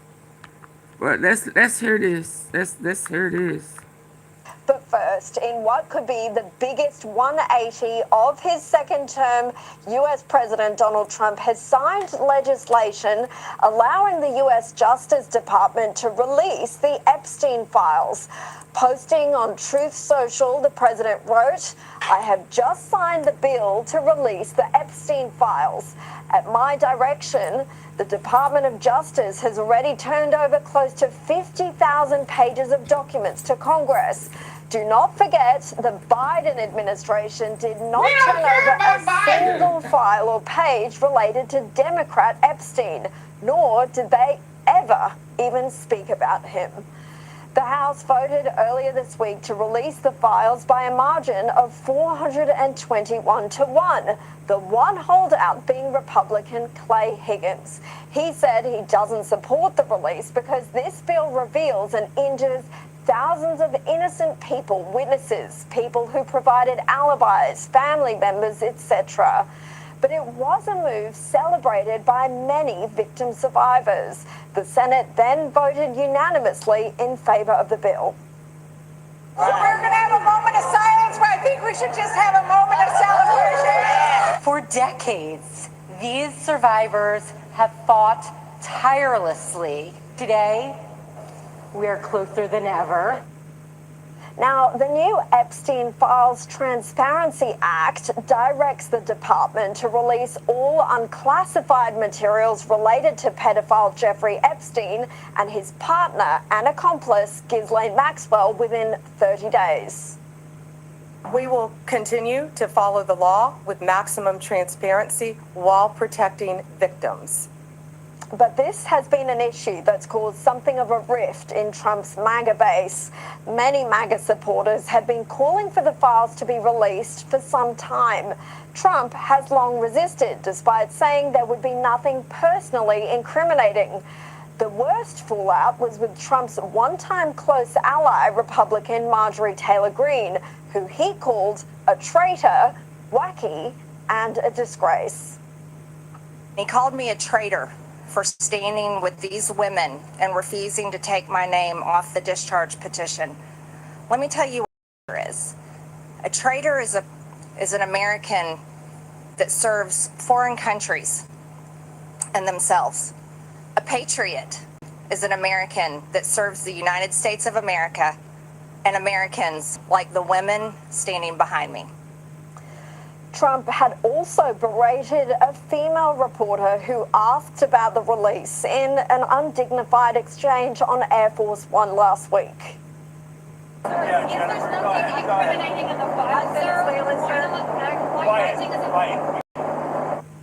But Trump finally seems to have come around and now warning those on the other side of the aisle who have hounded him on this to be careful what they wish for. As far as the Epstein files is, I have nothing to do with Jeffrey Epstein. I threw him out of my club many years ago because I thought he was a sick pervert. And I guess I turned out to be right. But you know who does have? Bill Clinton, Larry Summers, who ran Harvard, was with him every single night, every single weekend. They lived together. They went to his island many times. I never did. Andrew Weissman, I hear. All these guys were friends of his. You don't even talk about those people. It's now come to light that in the last tranche of Epstein files released last week were never before seen text messages from 2017 implicating tech billionaire Bill Gates. Epstein wrote to one of Gates's apparent advisors about a business proposal and got the reply, "He wants to talk to you, but his wife won't let him. He loves you, says hi, and feels bad about the business proposals, by the way." Now, Gates hasn't been charged with any crime, but his now ex-wife, Melinda, has said that his friendship with Epstein was a key factor in their divorce. Expect to see many more marriage breakdowns with these files released, and much worse, over the next few weeks. This pisses me off. They strip table salt down to 2 minerals, call it healthy, and then wonder why people are inflamed. The Red Book shows the truth, but only if you actually read it. Let me explain. This isn't your typical... It's a manual. Digestion issues? Flip to the gut section. Ginger plus peppermint tea. Boil, sip, and watch the bloat eat in minutes. Blood circulation? Page after page of real answers. Like beetroot blended with ginger and lemon to relax your blood vessels naturally. I didn't hear his name. I don't know why it's in his title.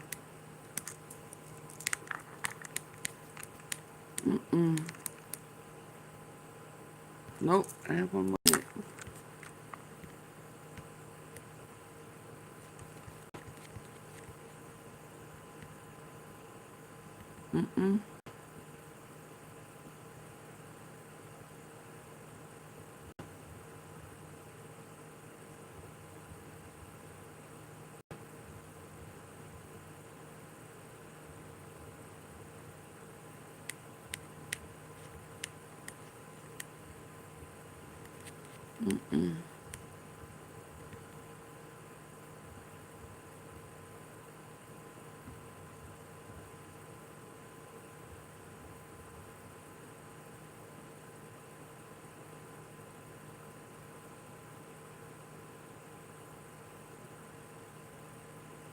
Hold on.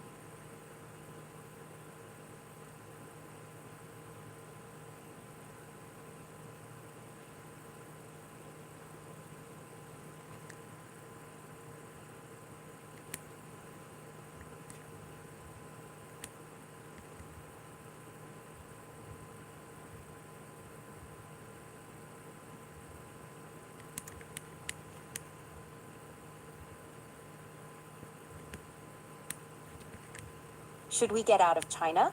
That's not it. Where's the risk in our on. supply chain? How can we beat competitors? A new report claims Jeffrey Epstein may have threatened Bill Gates over an alleged affair. Law and Crime Managing Editor Adam Klasfeld comes on to get into this bombshell allegation. Welcome to Sidebar, presented by Law and Crime. This one wasn't it, but hold on, let me find it. No, he has a disease. All right, so let's get into this report from the Wall Street Journal. Okay. It's written by I confirmed Khadija he died in Safdar and 2018. Emily Glazer. 7 to 8, And that he is had that ALS. Jeffrey Epstein, disgraced financier and I was convicted talking sex about offender, Harvey's beard. man who died in his jail cell while awaiting a trial on sex trafficking charges, he may have tried to threaten Microsoft co-founder Bill Gates over an alleged affair. An affair with a Russian bridge player named Mila Antonova in his jail cell while awaiting a trial on sex trafficking charges. He may have tried to threaten Microsoft co-founder Bill Gates over an alleged affair. An affair with a Russian bridge player named Mila Antonova. The blackmail of it Gates all. met around 2010 when she was in her 20s. This is someone that Epstein knew as well and had an interesting relationship that we're going to get into as well. So it's time to bring in Law and Crime Managing Editor Adam Klasfeld to get into this, because Adam, you have been following this Jeffrey Epstein saga from the very beginning. You saw this bombshell report. It's my understanding that this is all based on an email to Gates that it seems, not confirmed, but it seems that Epstein was threatening to expose this affair that Gates may have had with Antonova. He was married at the time. And he wanted to do that because Gates wouldn't participate in this multi-million-dollar fund that Epstein was trying to set up with JP Morgan Chase. I mean, do I have the basic facts, the basic synopsis of this correct? You do, and to go even a step further, the story reports a statement by a Gates spokesperson who basically all out alleges that, goes out and says that Epstein tried to leverage this compromising information in order to get what he wanted, namely investment into this fund that he sought to profit from.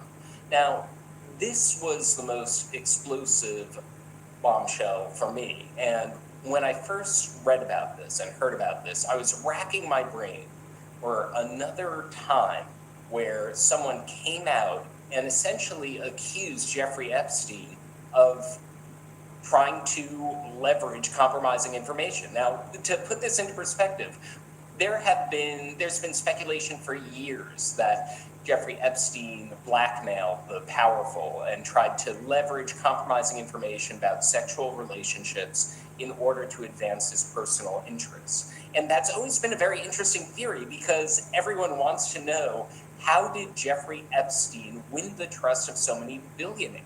To just give one example, it's stupefying how Jeffrey Epstein essentially gained billionaire Les Wexner's power of attorney, that Wexner essentially allowed Jeffrey Epstein to sign over power of attorney to him, to have massive power over his finances, over his personal projects. And folks have been asking for years, how did Jeffrey Epstein get so many powerful people into his circle and seemingly to do his bidding?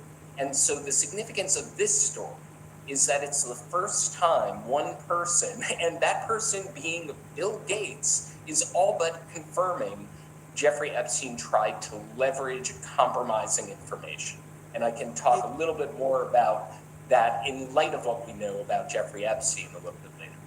It's interesting you're saying the terminology you're using, because one of the things the Wall Street Journal didn't do was use the term blackmail. But that kind of looks like what this is, right? I mean, walk us through what the exact allegation is. I mean, what did this email say? Why would it be interpreted as Epstein threatening Bill Gates? Well, if it looks like a duck and it talks like a duck and it quacks like a duck, it seems to be a duck. And in this case, we have an explicit allegation of trying to leverage compromising information for a personal end. Now, I think anyone listening or watching this podcast has a word for that allegation, and that word is blackmail. But you're right, Jesse, the Wall Street Journal avoids using that word. And, one might think that when you have a scoop this explosive, this is a story that probably goes all the way up to legal to kind of discuss, hey, how can we characterize this? Because remember, blackmail is a crime. It's a crime to accept blackmail. It's a crime to try to blackmail someone. So one might think they thought, hey, we have this explosive story. And the story is that someone is confirming on the record that Jeffrey Epstein allegedly tried to leverage this compromising information for his personal ends, and they say they didn't accept it. They didn't take the bait. Let's just be clear about what happened here. So in 2017, Epstein contacts Gates about this Russian bridge player, Antonova, and this is years after this alleged affair had ended, and apparently he was saying to Gates, I want to be reimbursed because I paid for her to go to some sort of software coding school, and I want you to reimburse me this. And I find that to be so odd on a number of different levels, because what is the relationship between Epstein and Antonova whereby he paid for her to go to school, and why would he want Gates to reimburse him for those expenses? This is the part that doesn't make sense to me. It's a really bizarre allegation the way that this pans out, but it's also part of Epstein's MO in many ways. Remember, he constantly leveraged charitable donations for his personal advantage.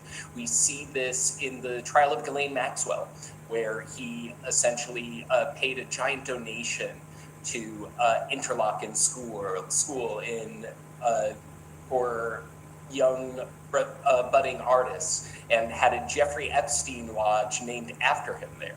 Why did he do that? Well, we find out over the course of the trial that he lured one of his victims from this school. So Jeffrey Epstein trying to make these quote unquote charitable donations to advance his personal interests is something that we've seen throughout the Jeffrey Epstein saga.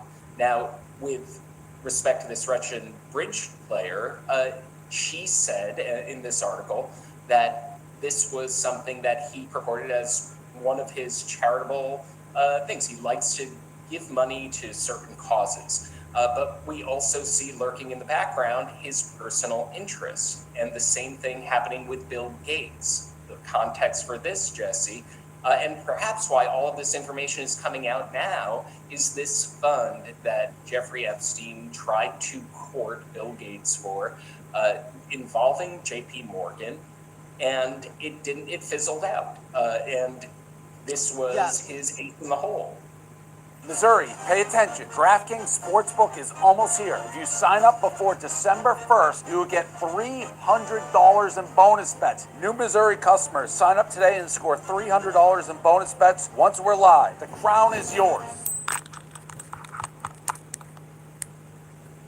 Let's unpack that a little bit. So first of all, Miss Antonova has come out and said, quote, I had no idea that he, meaning to go to some sort of software coding school, and I want you to reimburse me this. And I find that to be so odd on a number of different levels, because what is the relationship between Epstein and Antonova whereby he paid for her to go to school, and why would he want Gates to reimburse him for those expenses? This is the part that doesn't make sense to me.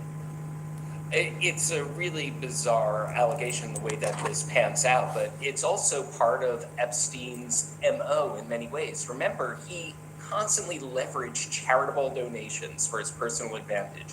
We see this in the trial of Ghislaine Maxwell, where he essentially paid a giant donation to Interlochen School in for young budding artists, and had a Jeffrey Epstein Lodge named after him there.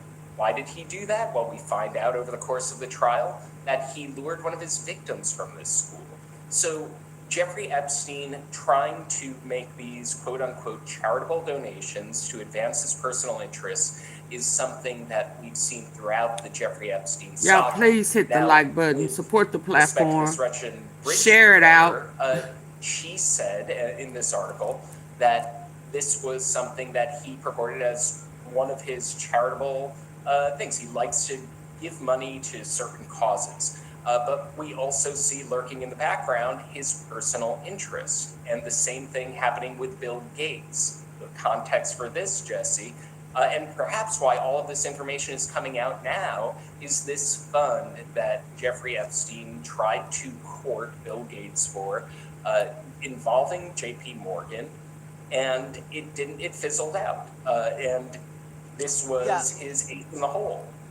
Let's unpack that a little bit. So first of all, Miss Antonova has come out and said, quote, I had no idea that he, meaning Jeffrey Epstein, was a criminal or had any ulterior motive. I just thought he was a successful businessman and wanted to help.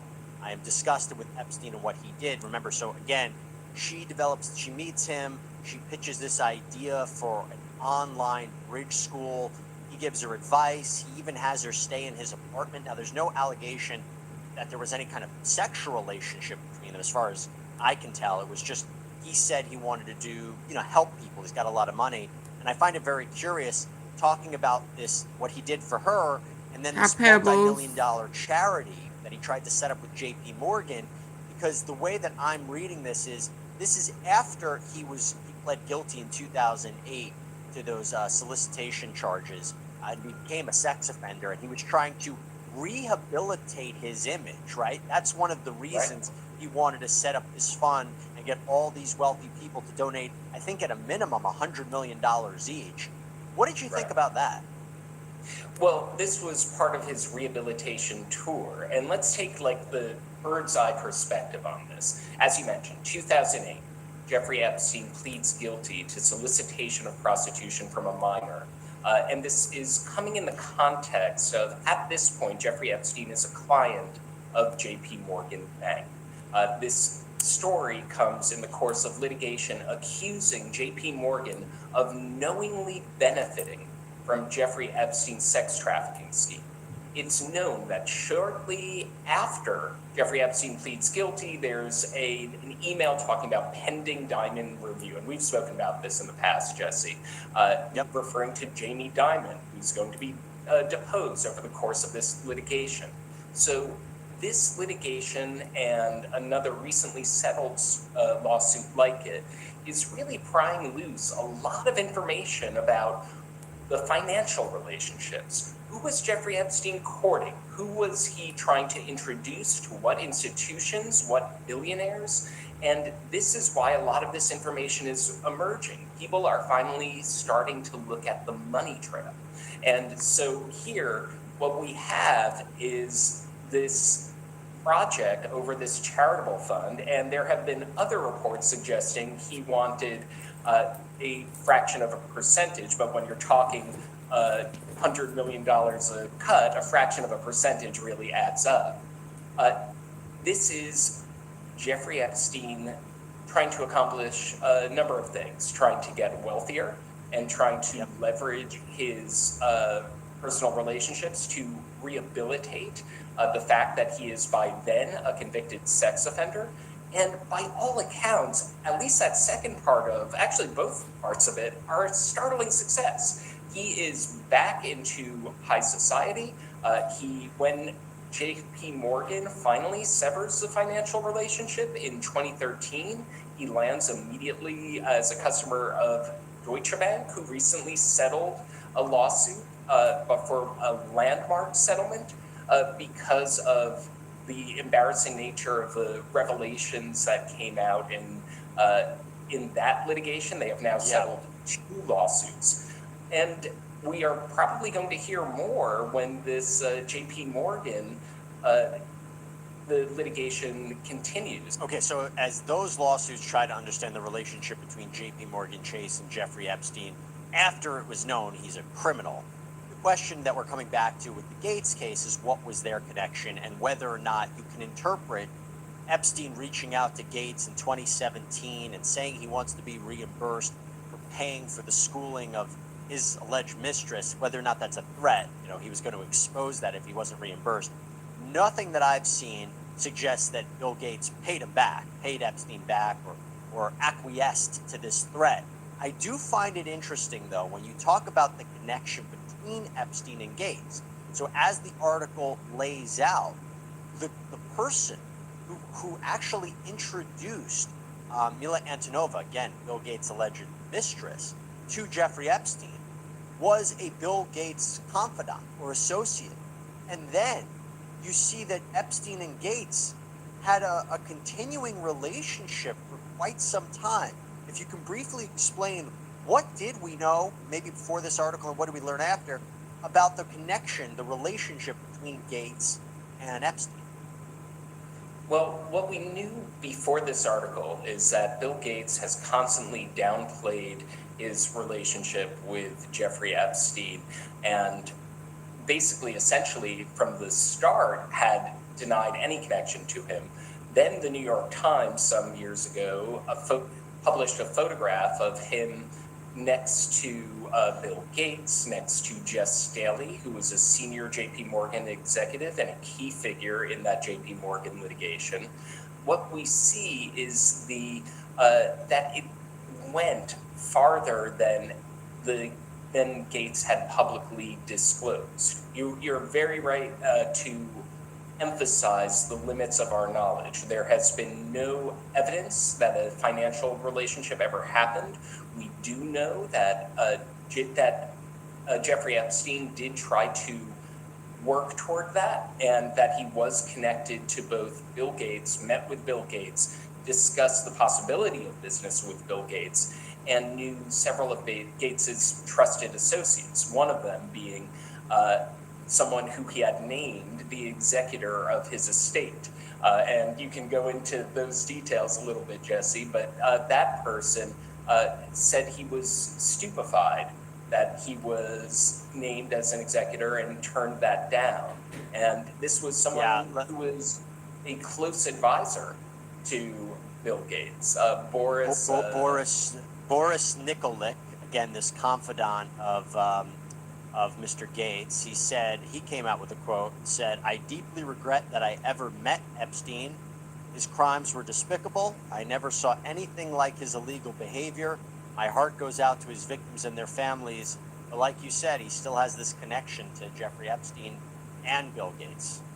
And what a connection. I mean, again, to put a fine point on it, he was named as Jeffrey Epstein's executor of his estate. And so he says he was stupefied by it. And one might wonder, what was Jeffrey Epstein thinking in naming him the executor? Be incredible. Adam Klasfeld, I mean, my goodness, it seems like every day there's another update in the Jeffrey Epstein saga, and I know we're going to have you on to talk about it always with it. Adam, thank you so much for taking the time. Thank you for having me. And everyone, thank you so much for joining us here on Sidebar. Please subscribe on Apple Podcasts, Spotify, YouTube, wherever you get your podcasts. I'm Jesse Weber. Speak to you next time.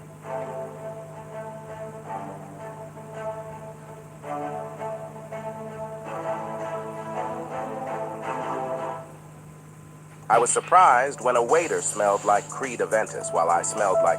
So I asked him how he was able to afford a $365 cologne, and he gave me this. Apparently there's something called micro perfumes, and it's the smartest thing I've ever seen. They refill authentic designer fragrances into smaller ones, making them affordable to anyone. So this $365 Creed Aventus bottle was actually just $7.99. What y'all think about that? What y'all think about that?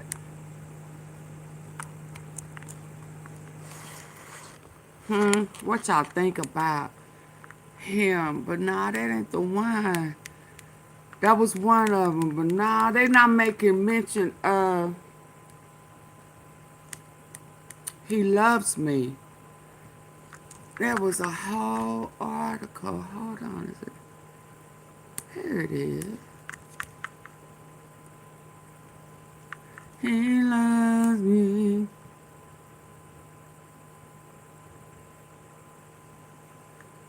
Oh, where is the... Where the video at?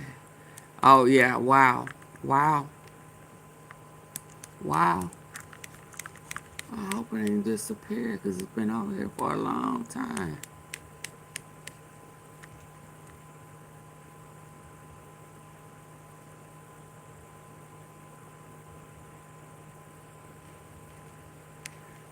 There's a lot going on, y'all. It is a lot going on. I just want y'all to know. There is a lot going on.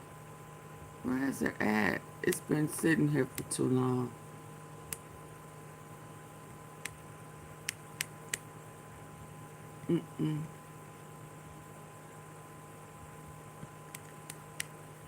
Hold on, let me find it. That's not it.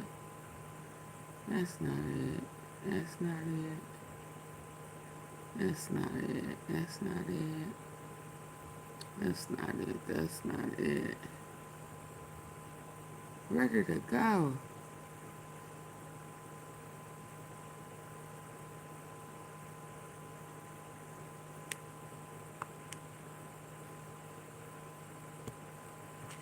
I be having too much stuff. Blackmail. Can y'all believe that?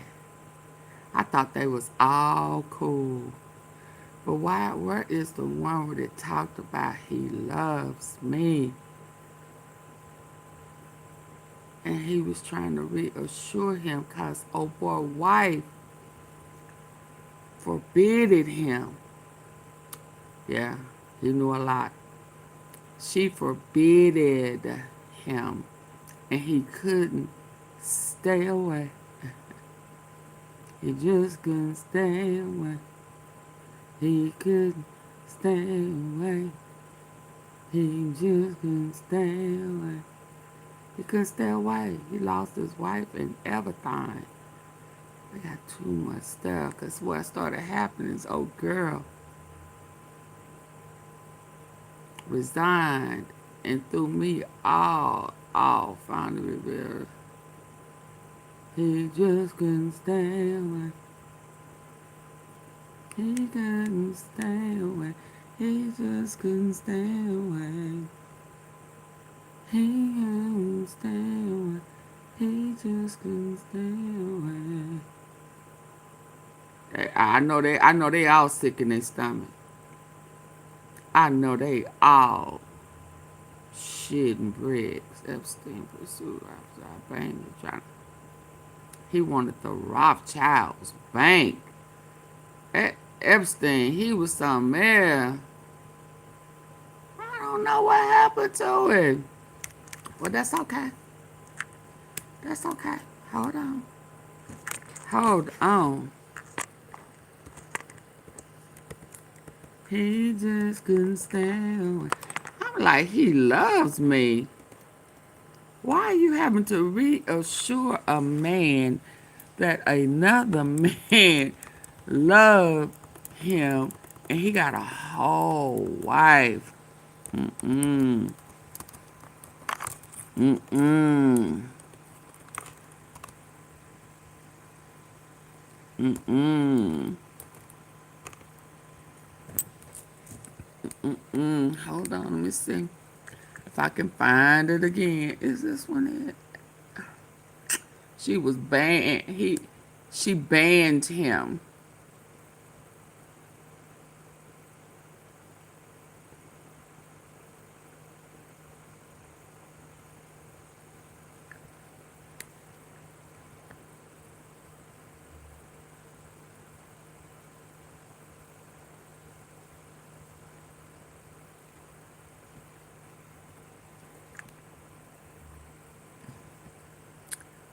I missed it. Did he ever tell his wife? Disgusted me. Did he ever tell his wife?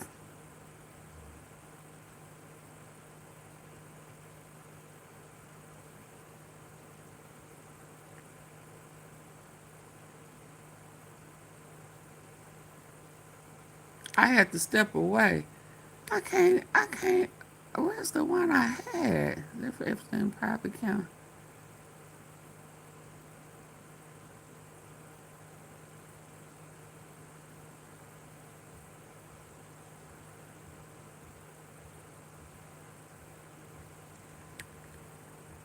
Oh, man.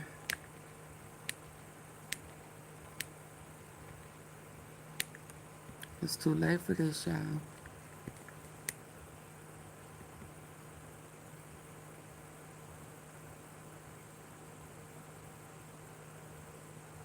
I can't believe he been doing all this. I mean, I can because that's what they do. But where is the he loves me? But that's what they did to BB Yahoo. Threatened to tell his wife. Y'all don't understand. That's how I even got the picture of them. And now it's gone.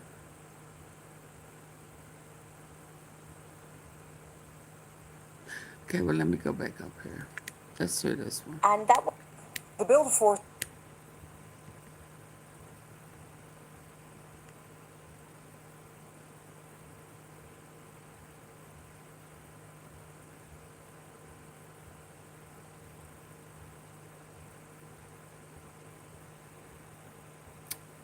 His ex-wife couldn't stand him because he was all up in, if it wasn't for a male's butt, he was up in a female's butt. Hold on. and that was apparent at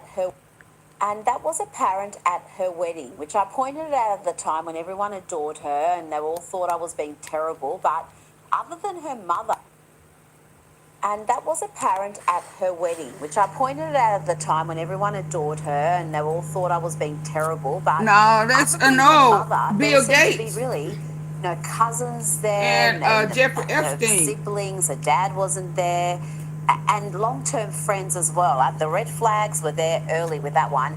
Now, let's stick with Meghan. She sat down with Harper's Bazaar for another tell-all interview. Kinsey, for the cover, she went without makeup, it seems. Did she reveal anything interesting? It's like Of they. course, here are some highlights. Yeah, here are some highlights. Even if there's no one else there, Meghan makes staff announce her in a room as the Duchess of Sussex. I kid you not. And she pauses mid-interview. No, wait. She pauses mid-interview to take a photo of her own face in the foam of her cappuccino. The article claims that Meghan is an authority on parenting in her friend circle because she uses things like apps. And Meghan drops moments of brilliance like, if you overwork the dough, it's not going to rise. I like to imagine that when Oprah asked her if she was silenced or silenced, that is what she was held back from sharing with the masses. She has to be announced. Don't just go up past that like it's nothing. People have to announce her official royal titles. Let's not forget she walked away from her duties, so she's got those titles without any sort of work. And yet she uses them to that extent. I doubt Prince William would be using them to that extent. No, it's just her and the author of this piece that are in this home. And the author of this piece is like, it's just the two of us, but she's announced as the Duchess of Sussex when she walks in. Like, even the author, who is very generous to Meghan throughout this article, is like, that's weird. It is weird. And this is supposed to be and about Prince Bill Harry Gates. is going to be the keynote speaker at a political affairs conference in Canada. Organisers of the event said Harry will bring a They said he don't powerful want to have message nothing of to do with service his and uncle. leadership. Kinsey, are they kidding? Again, another one who Uncle walked away from Andy. his duty to be a full-time celebrity. Exactly. It's basically pay to play at a Hilton in Toronto. Harry is speaking at a real estate event. This is kind of embarrassing to me. Not only is Harry totally not qualified to talk to a room full of entrepreneurs about leadership or real estate, but they are marketing it like he's a glorified mascot. For the right price, almost 300 pounds, you get access to a rejected prince in a Hilton conference room. I mean, these are the type of events I think the royal family were fearful of when they said no half in, no half in, half out. Now, Kinsey, we finally have an explanation as to why Wicked co-stars Ariana Grande and Cynthia Erivo keep touching each other, seem to be obsessed with each other. Ariana appeared on Amy Poehler's Good Hang podcast, and here's the explanation. You like to hold each other's hands and be there for, it's very sweet. Yes. You like to do that with people, am I wrong? I do. I am very... I channel a lot of energy through my hands.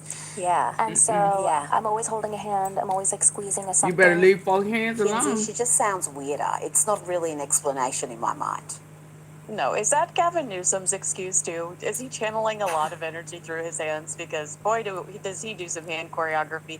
Yeah, she admitted in the past that her and Cynthia are insufferable and annoying while promoting these movies, so they are aware. But I think you and I were really dying over the finger holding. Remember last junket where she was holding Cynthia's finger? It's the obnoxious conversations, it's the holding space. It totally distracts from the movie and makes us uninterested in seeing it. I think these two are just too much. They are, and Ariana seems to be loving Hollywood, though. She appears to be making the switch from pop star to actress, revealing her 2026 Eternal Sunshine tour will be her last hurrah. That's a big statement to be making this early in her career. I know, but doesn't it give you flashbacks to Cher? Remember how Cher kept announcing that it was her final tour and it never was? Ariana never gives us specific plans for her upcoming tour, but made it clear that she thinks that this is her final run for the foreseeable future. She explained that exploring projects beyond music has helped her feel more in touch with herself, and she's clearly handsy, and with her creativity. So, I mean, Go forth. Good luck. Hopefully you're not as physical with your next co-star. Or they, yeah.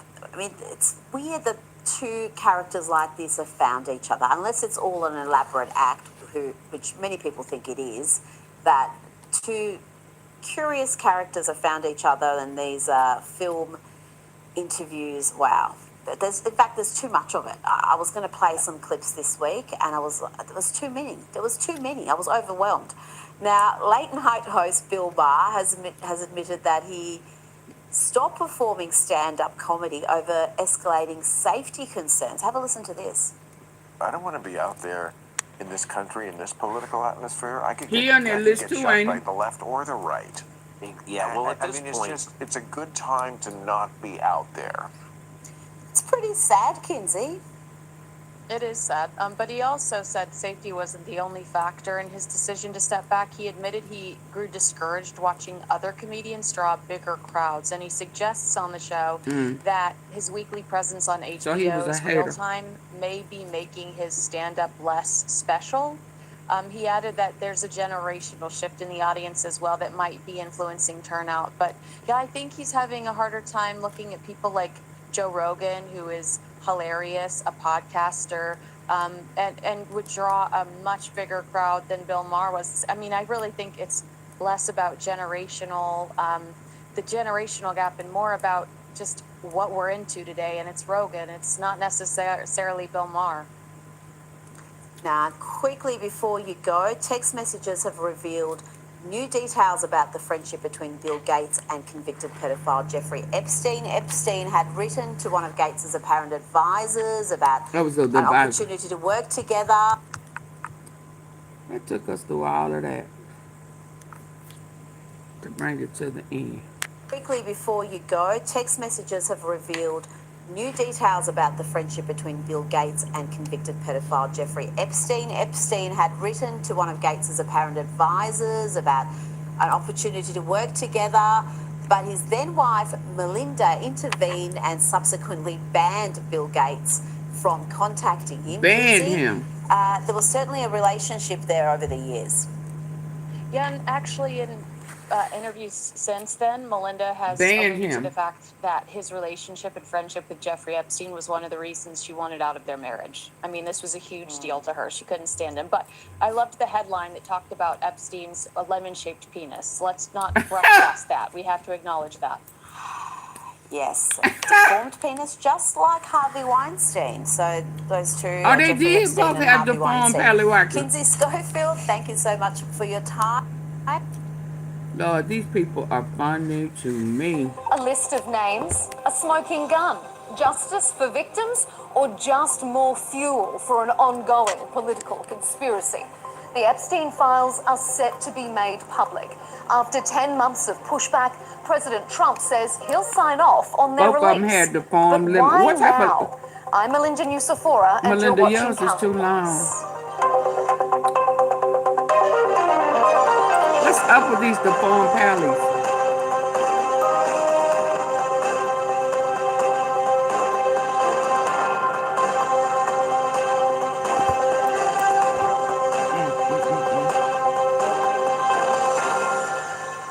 Now watch when I get off here, I'm gonna find her. These are just some of the women who accuse Jeffrey Epstein of sexual exploitation.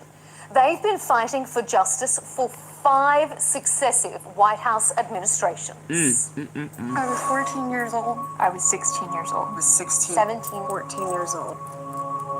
This is me. This was me. This is me. When I met Jeffrey Epstein. Their ordeal has become a toxic political football. Both Republican and Democrat presidents have fought against calls to release all the information gathered during investigations into the disgraced financier. Until now, the US House and Senate have voted to pass the Epstein Transparency Act. And in a major reversal, President Trump says he'll sign off on it. But it seems only because it's a political distraction. So is. Let the Senate look at it, let anybody look at it. But don't talk about it too much because honestly, I don't want to take it away from us. It's really a Democrat problem. The Democrats were Epstein's friends. All of You're them. right. And it's a hoax. The whole thing is a hoax. And I don't want to take it away from really the greatness of what the Republican Party has accomplished. Even though President Trump hasn't been personally accused of any wrongdoing, the ongoing saga has fractured his MAGA base. On this episode, we'll debate why so many presidents have refused to release the files and why President Trump changed tact now. If the release will lead to justice or just more conspiracy theories, and why there is so much public interest in these files. Stay with us.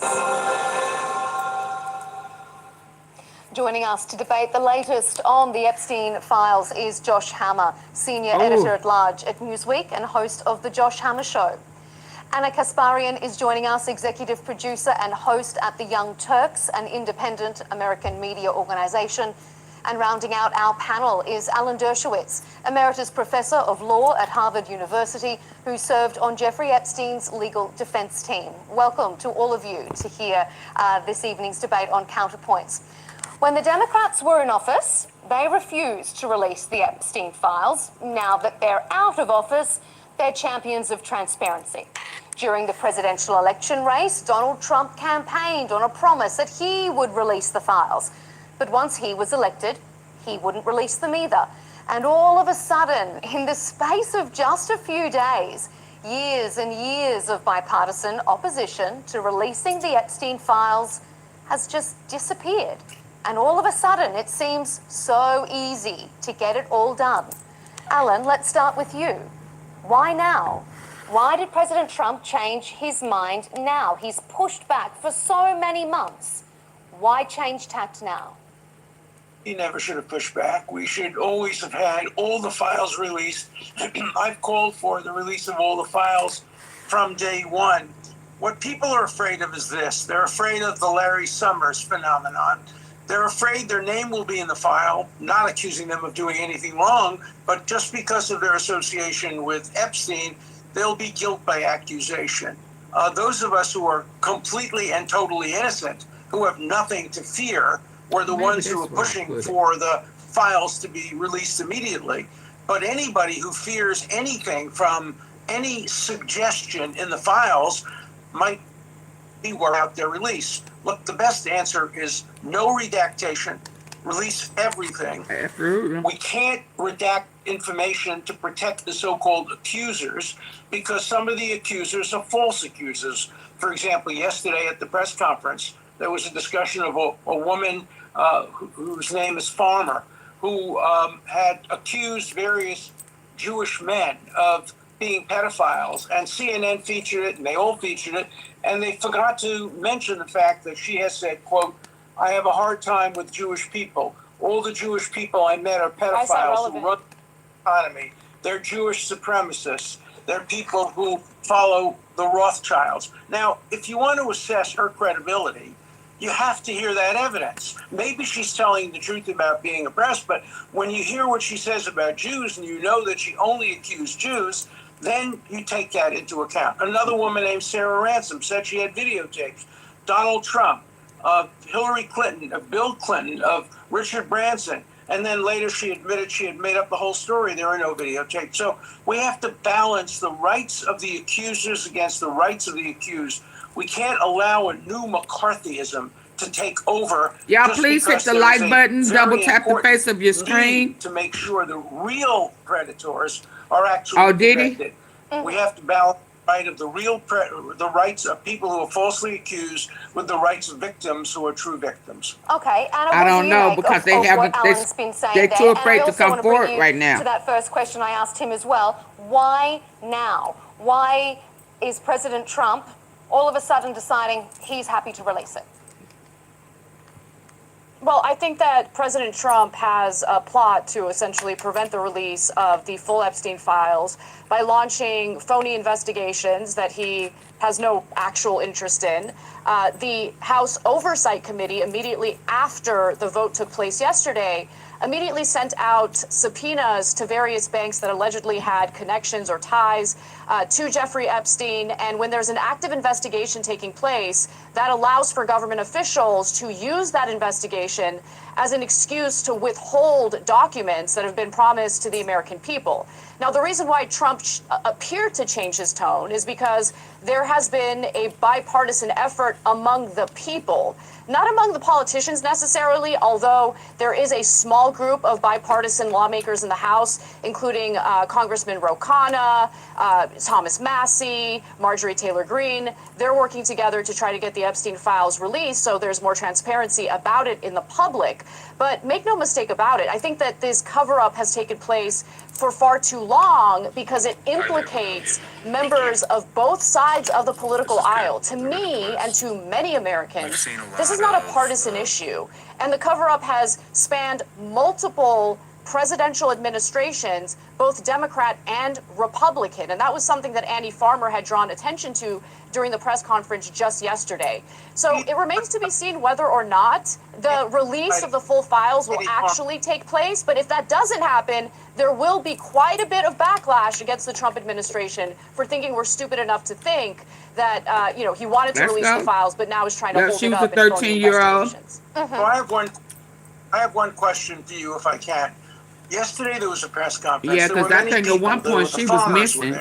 If they were actually abused, and there's an 11-year-old boy. Why don't they simply release the names of their he was 11. Why didn't they during the press conference say, I was abused by Mr. X, I was abused by Mr. Y? You don't have to wait for the government. If you're a victim of a crime, you have a perfect right to identify your accusers, and then your accuser has the right to fight back. Because their lives have been threatened. I fought back, I won, I prevailed, because I was able to prove beyond any doubt that I couldn't have been at the place she claimed I was, and she ultimately admitted that she... Look at her, old man. You let him ram his pickle up in your ass, and you do it how you want to do it on your own terms. Don't ask why somebody didn't do some way when somebody has been violated.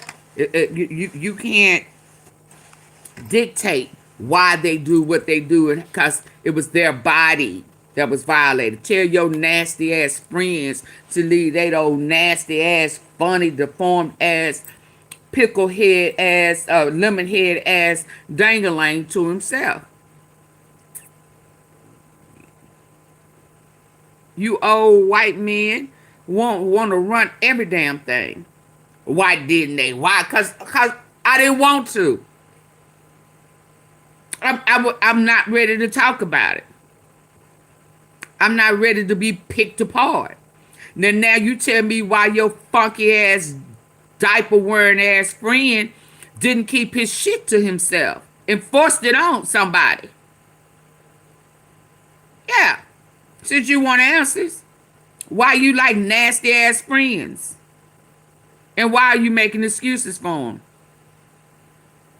Yeah, I know we covered that earlier on my other upload, Jenny.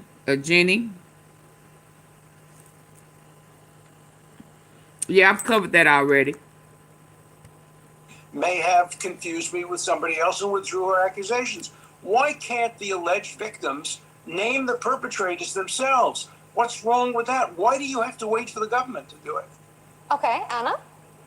They might fear for their lives, number one. Absolutely. They might worry about political persecution or lawfare used against them. And they have said, by the way, that they are willing to release the names to members of Congress who are helping them in this effort should the Trump administration continue to stand in the way of the release of the full Epstein files. And, you're putting yourself in a weird position here because you claim you were wrongfully accused. That's different from being abused by wealthy, powerful billionaires who have been able to bury the Epstein files for decades at this point. I mean, you would know better than anyone. You were the lawyer defending Epstein, and you secured that sweetheart deal for him in 2008, which essentially allowed for him to leave prison and continue engaging in the same abusive, exploitative, rape behavior. So the way that our criminal justice system is set up does not really bode well for political persecution or lawfare. She ate. If you're a victim of She a crime, ate. I want to you hear have a perfect right to identify. Mm-hmm. And she ultimately admitted that she may have confused me with somebody else and withdrew her accusations. Why can't the alleged victims name the perpetrators Come on, themselves? eat, Megan. What's wrong with that? Why do you have to wait for the government to do it? Okay, Anna? And why does Trump have to wait? Well, they might fear for their lives, number one. They might worry about political persecution or lawfare used against them. And they have said, by the way, that they are willing to release the names to members of Congress who are helping them in this effort should the Trump administration continue to stand in the way of the release of the full Epstein files. And, you know, you're putting yourself in a weird position here because you claim you were wrongfully accused. That's different from being abused by wealthy, powerful billionaires who have been able to bury the Epstein files for decades at this point. I mean, you would know better than anyone. You were the lawyer defending Epstein, and you secured that sweetheart deal for him in 2008, which essentially allowed for him to leave prison and continue engaging in the same abusive, exploitative, rape behavior.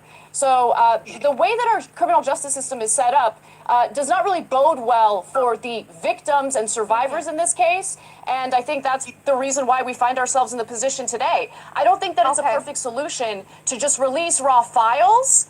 But that's what happens in lieu of a fair criminal justice system that actually seeks justice for survivors. Josh, I'm going to bring you in a moment, but Alan, I know you want to interject again. We seem to be having an issue with your audio when you try and speak with Anna. So my apologies if you haven't been able to get your point across. Go ahead now, and then we'll bring Josh into the conversation.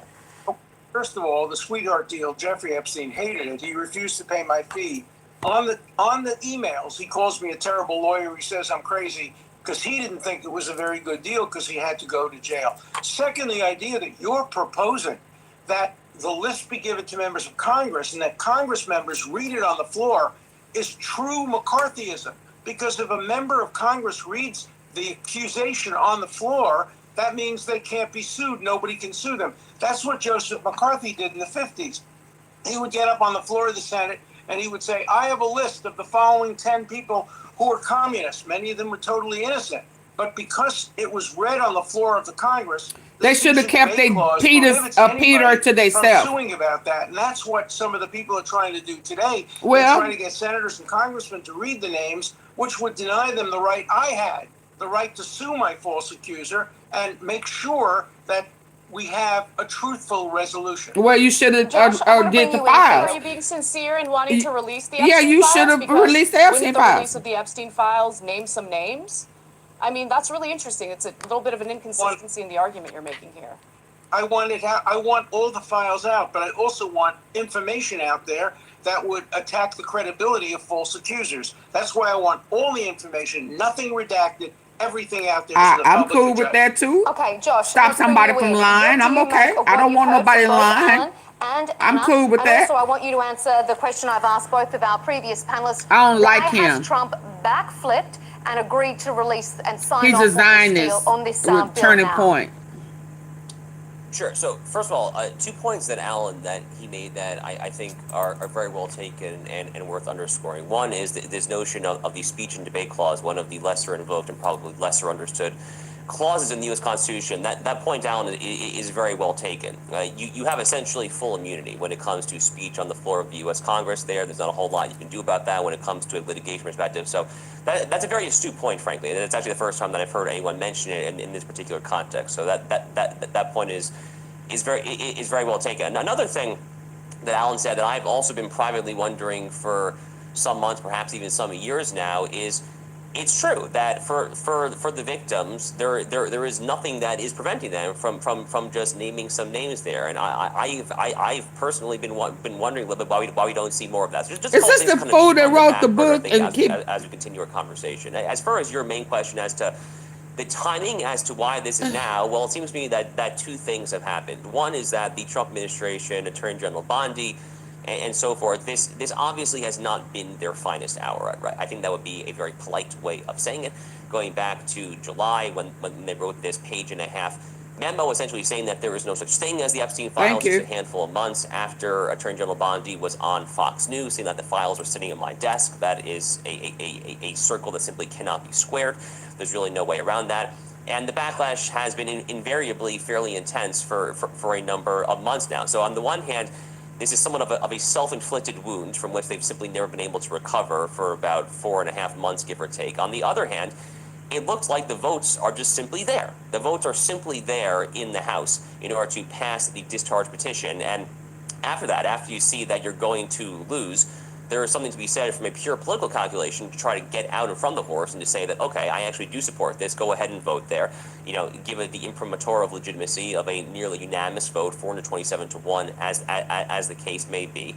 And I think the final thing that is worth noting here, based on all that I can tell, and again, I don't claim to be an expert on this, certainly not as much as Alan is. From all that I can tell, Donald Trump has virtually nothing to be scared of here when it comes to releasing the Epstein files. Donald Trump kicked Jeffrey Epstein out of Mar-a-Lago. Donald Trump deeply distanced himself from Jeffrey Epstein beginning possibly as early as 2004. It seems like Jeffrey Epstein really actually had it out for Donald Trump. We saw that in his recently unearthed text. This is the one who lied about Charlie Kirk. The non-voting congressman from the Virgin Islands trying to wasn't Cohen to say wanting to leave to Trump and the Trump organization. Israel. So it seems like Epstein frankly hated Donald Trump actually. So he really has very little to fear here. From He's all really good at lying based on full exposure. So I think all of those factors. This is one of the ones that Candace Owen had to. He may not have anything to fear, Josh. Josh, I mean, Trump could have. Go ahead, Anna. Trump could have unilaterally released. Sorry about that, but you know, look, you're right. I will totally concede. So far, there hasn't been any indication that Donald Trump engaged in the hideous, disgusting treatment, rape, and abuse of minors. So I agree with you on that. But what's so interesting to me, Josh, is the fact that Trump could have literally, unilaterally released the Epstein files. But he has fought tooth and nail against the release, which, at least in the very least, gives the appearance of a cover-up. It is not a good look for the Trump administration at all. I'll tell you exactly why he did this, because he said why he did that. He explained that actually in a quote that was literally 1 or 2 days ago. And his rationale is actually exactly what my own rationale is, so I deeply sympathize with this. Which is, for me, this whole Epstein mess is probably ranks somewhere between the 40th and 50th most important issue, if that I care about. The median American does not give a crap about this. I am sorry to say that is just That's the not case. what the polling indicates. Cares about cost of living, cares about inflation, they care about affordability, they care about paying for their mortgages, they care about not having to make a trade-off in the local supermarket between chickens and eggs when you get to the cashier to pay for their groceries. They care about the cost of... Hold up, rat ass. Because all this shit that you rattling off now, some of this stuff wasn't an issue. It wasn't an issue before Trump tried to punish people and make deals and cut off this and cut off that. If he would have went ahead first off and released it when it was first asked, then maybe those costs and maybe the economy wouldn't be as bad, because remember he started I can't even get it out, shutting down the government because he didn't want to put out the files. And shit went up. It went up and up. So you shut up. He shut down the government because his bitch ass, didn't want to release the file. So he running. And you little piece of shit, are involved with the Charlie Kirks. With Trump. So you all up in his ass. Just like the rest of them. So get your hand out his ass. Yeah, get your hand. Oh, it's more than your hand? Yeah, get your face out his ass. You an ass eater. Now.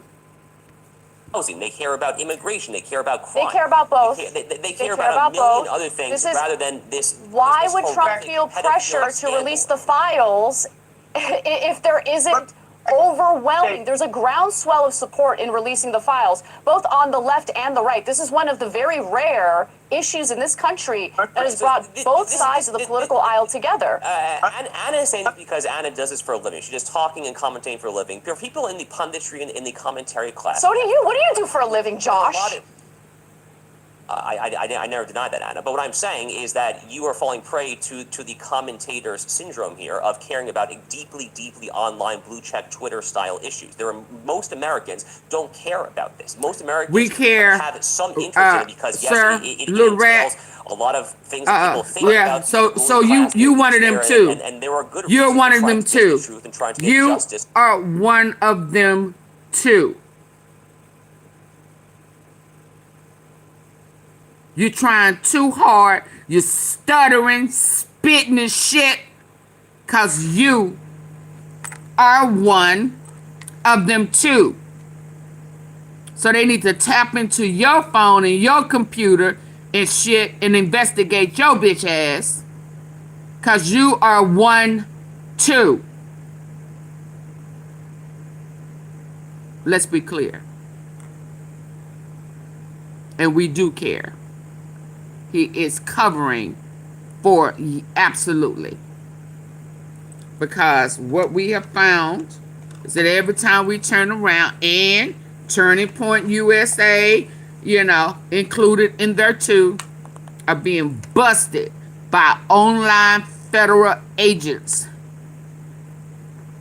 Yeah, making dates and deals with you type people to bust you. And every day it's a Republican, MAGA, Turning Point USA pervert with deformed ass danglings that a real woman wouldn't want to fuck with. Now I ain't gonna be able to keep listening to him talk. I'm gonna tell you that now. I ain't gonna be able to keep listening to his ass. Case, some of the material is explosive, could not unilaterally. It's long overdue for the very real victims in this horrific. Okay, I want to correct one error. Trump could not unilaterally release the material. He could release some of it, but much of the material has been sealed by judges, 3 federal judges in New York. I know because some of the material that was sealed in my case. Some of the material is explosive and dramatic, and judges have sealed that material. And the New York Times and all of the media. So if it's that bad, then why are you making excuses for him? But the President of the United States, if it's that bad, to release material that has been sealed. Why are y'all making excuses for him? The President does have the authority to tell the Justice Department to release material they have, but not to release material that's under seal by the court. And that's where the media comes in. I'm referring to the DOJ documents, yes. The DOJ documents. They can be released unilaterally by the executive branch. That's right. Mm-hmm. Yeah. Well, Josh, and you're saying nobody cares about this. This is number 40th on the list of issues that people care about. They care about affordability. If that's the case, why was Trump campaigning so strongly on this and not affordability? He did mention it every so often on the campaign trail. Every so often. This was a big platform. And he admitted it. To that premise. And he admitted it. Reviewed it there, and it really I'm not. not I like can't it. do Like, him. Like a typical line. I can't do him. This has been a self-inflicted wound. I cannot do He him. wouldn't have won the 7 swing. What did you think he was referring to when he would say that his goal, his objective as president is to drain the swamp? When he would refer to the deep state, what do you think he was referring to? There is a reason why his base, or at least a significant portion of his base, was very much fired up in supporting him because they thought that he was actually going to follow through on those promises. And by the way, I mean, And that's what the sure, victims you could make thought. the argument that Trump wasn't incessantly talking about releasing the Epstein files on the campaign trail, but you can point to specific examples in which he did do that. And on top of that, when you have the nomination of Kash Patel as the FBI director, he obviously focused heavily on the release of the Epstein files leading up to his appointment. You So also did have Pam Bondi. Barrino. By the way, the other thing is, don't you guys find it super strange that they went from, okay, we're going to release the files, to now all of a sudden, actually, no files exist. Turns out there's no files at all. And then today, we're now learning that obviously there are files, and you have the House Oversight Committee releasing at least a portion of them. And I want to pour cold water on the notion that Larry Summers, there's no proof so far in what we've seen that he has raped anyone. So I want to be clear about that.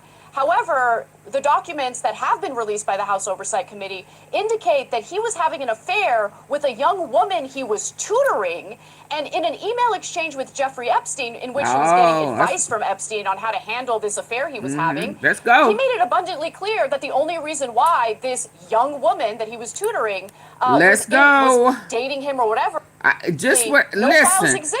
I was about to cut this off, but it's getting pretty good.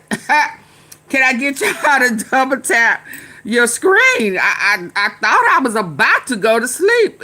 It just got good. But I can't listen to that man. I can't listen to him. Please double tap the face of your screen. Get the likes up for me, please. Let's go. Turns out there's no files at all. And then today, we're now learning that obviously there are files, and you have the House Oversight Committee releasing at least a portion of them. And I want to pour cold water on the notion that Larry Summers, there's no proof so far in what we've seen that he has raped anyone. So I want to be clear about that. However, the documents that have been released by the House Oversight Committee indicate that he was having an affair with a young woman he was tutoring, and in an email exchange with Jeffrey Epstein, in which he was getting advice from Epstein on how to handle this affair he was having, he made it abundantly clear that the only reason why this young woman that he was tutoring was dating him or whatever is because of his power. I am not comfortable with him having any role or position at Harvard University, knowing full well that he uses his power to essentially, get these young women to engage in sexual relationships with him. Relationship is generous, affairs with him. Alan? I want to make sure that Harvard fires every woman who has ever had an affair while she's married. The idea that it's not about the affair, it's about using your power the way that he used his power to have that affair. There's no indication of that. All he said it was that he wanted. It was foolish. Of course, it's in the emails. He retired, but there's nothing criminal about it. And Elizabeth Warren, who has always wanted to get rid of Larry Summers because of his support for Israel, and the others have always been just excuses about that, immediately jumped on board and said, now I, the government, want to tell Harvard how to run its affairs. This is after years of saying, Elizabeth Warren, that she doesn't think that the government, Trump, should have any influence on Harvard's policies. But suddenly the senator from Massachusetts wants to tell Harvard who to hire, who to fire, and who to take away from tenure. She is such a hypocrite. And there's y'all hypocrites. That's a nice deflection.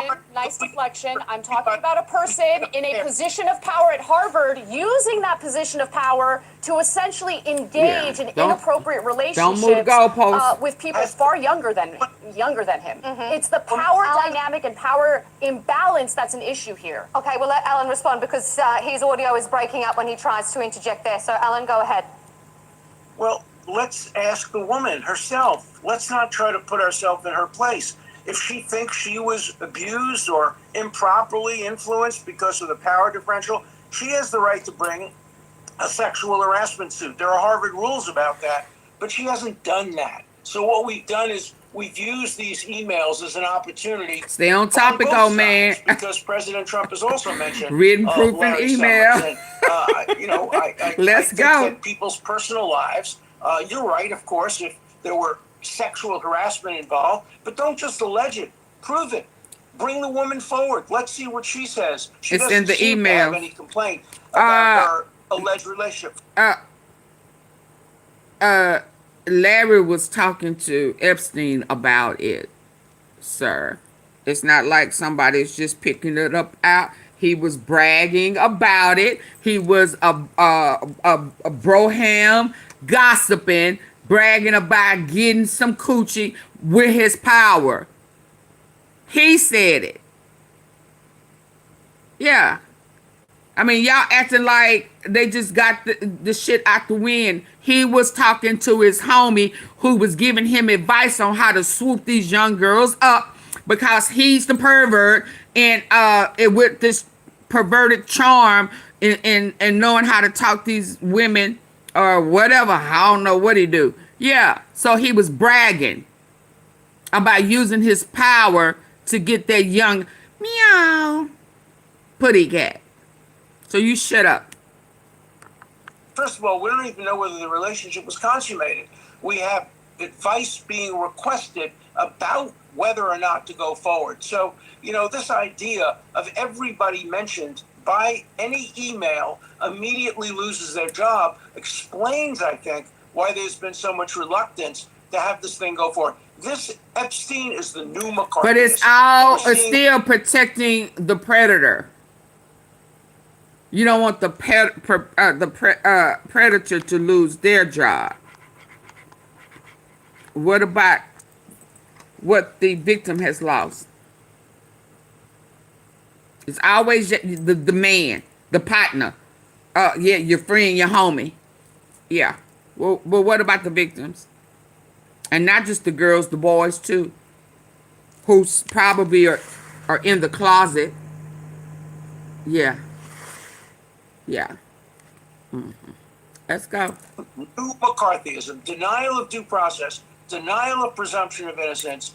Decent people in the interests of doing what they think is the right thing are prepared to neglect the Constitution, prepared to neglect the rule of law in order to get their results achieved. That is very dangerous for America. I'm going to move us on to our next segment in a moment, Anna. I want to ask you a question directly, Anna. The result of a lack of justice for the survivors for decades. That's what happened. It is for decades. And if Democrats were so keen on this transparency, why didn't they release the files when they were in office? Because they're garbage and they were part of the cover-up. That's why. Because there are also Democrats implicated in the Epstein files. That's why. This is not a partisan issue. This is an issue of powerful elite individuals engaging in criminal behavior, in bad behavior, and cover-ups of their buddies and for themselves. That is the problem here. The American people, both on the left and the right and in the middle, want to know whether or not we are governed by and judged on based on pedophiles who have these and hold these positions of power. That's what we want to know. That's what this is about. This is not anyone who's framing this as a partisan issue, and I will concede that corporate media, legacy media, they're hyper-focused on some made-up partisan angle here. This is not about partisanship. This is about justice for the survivors, and it's about knowing whether or not we have disgusting pedophiles governing us in the government. Respond to that, Alan, and then I'm going to move us on. Sorry, I have to say something. You sound just like Joseph McCarthy. We have pedophiles running our government. We have imposition of authority. That's what Joseph McCarthy did. I have a list of pedophiles who are running America. You are a McCarthyite. You are the worst violator of due process. You are exactly what this country has to be afraid of. Shame on you.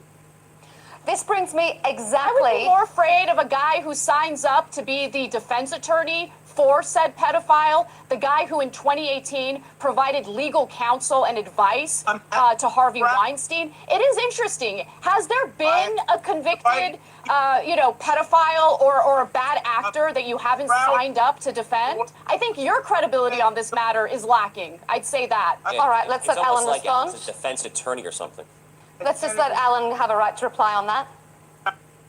I am proud of my role as a lawyer, but typically of McCarthyites, you attack the lawyers, you blame the lawyers for their clients. You are the personification of 21st century McCarthyism.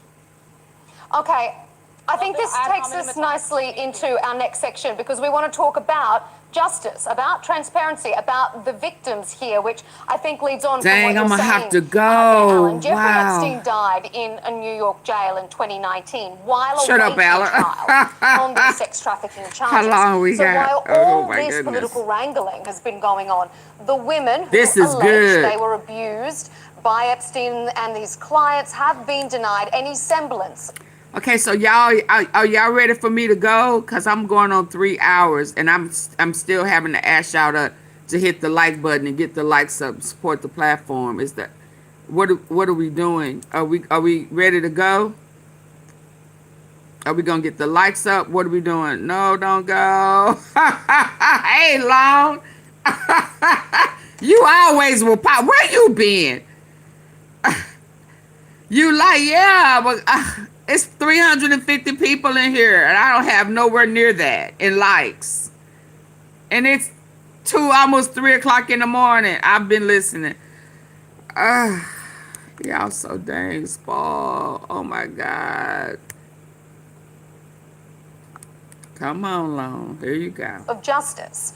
Josh, I agree. bearing in mind what we've been hearing, I don't want to and hear Alan Josh saying Josh that Hammond. this is the I new don't McCarthyism, like him. will the eventual release of these files lead to justice, lead to prosecution and more clarity, or is it going to just spawn more conspiracy theories?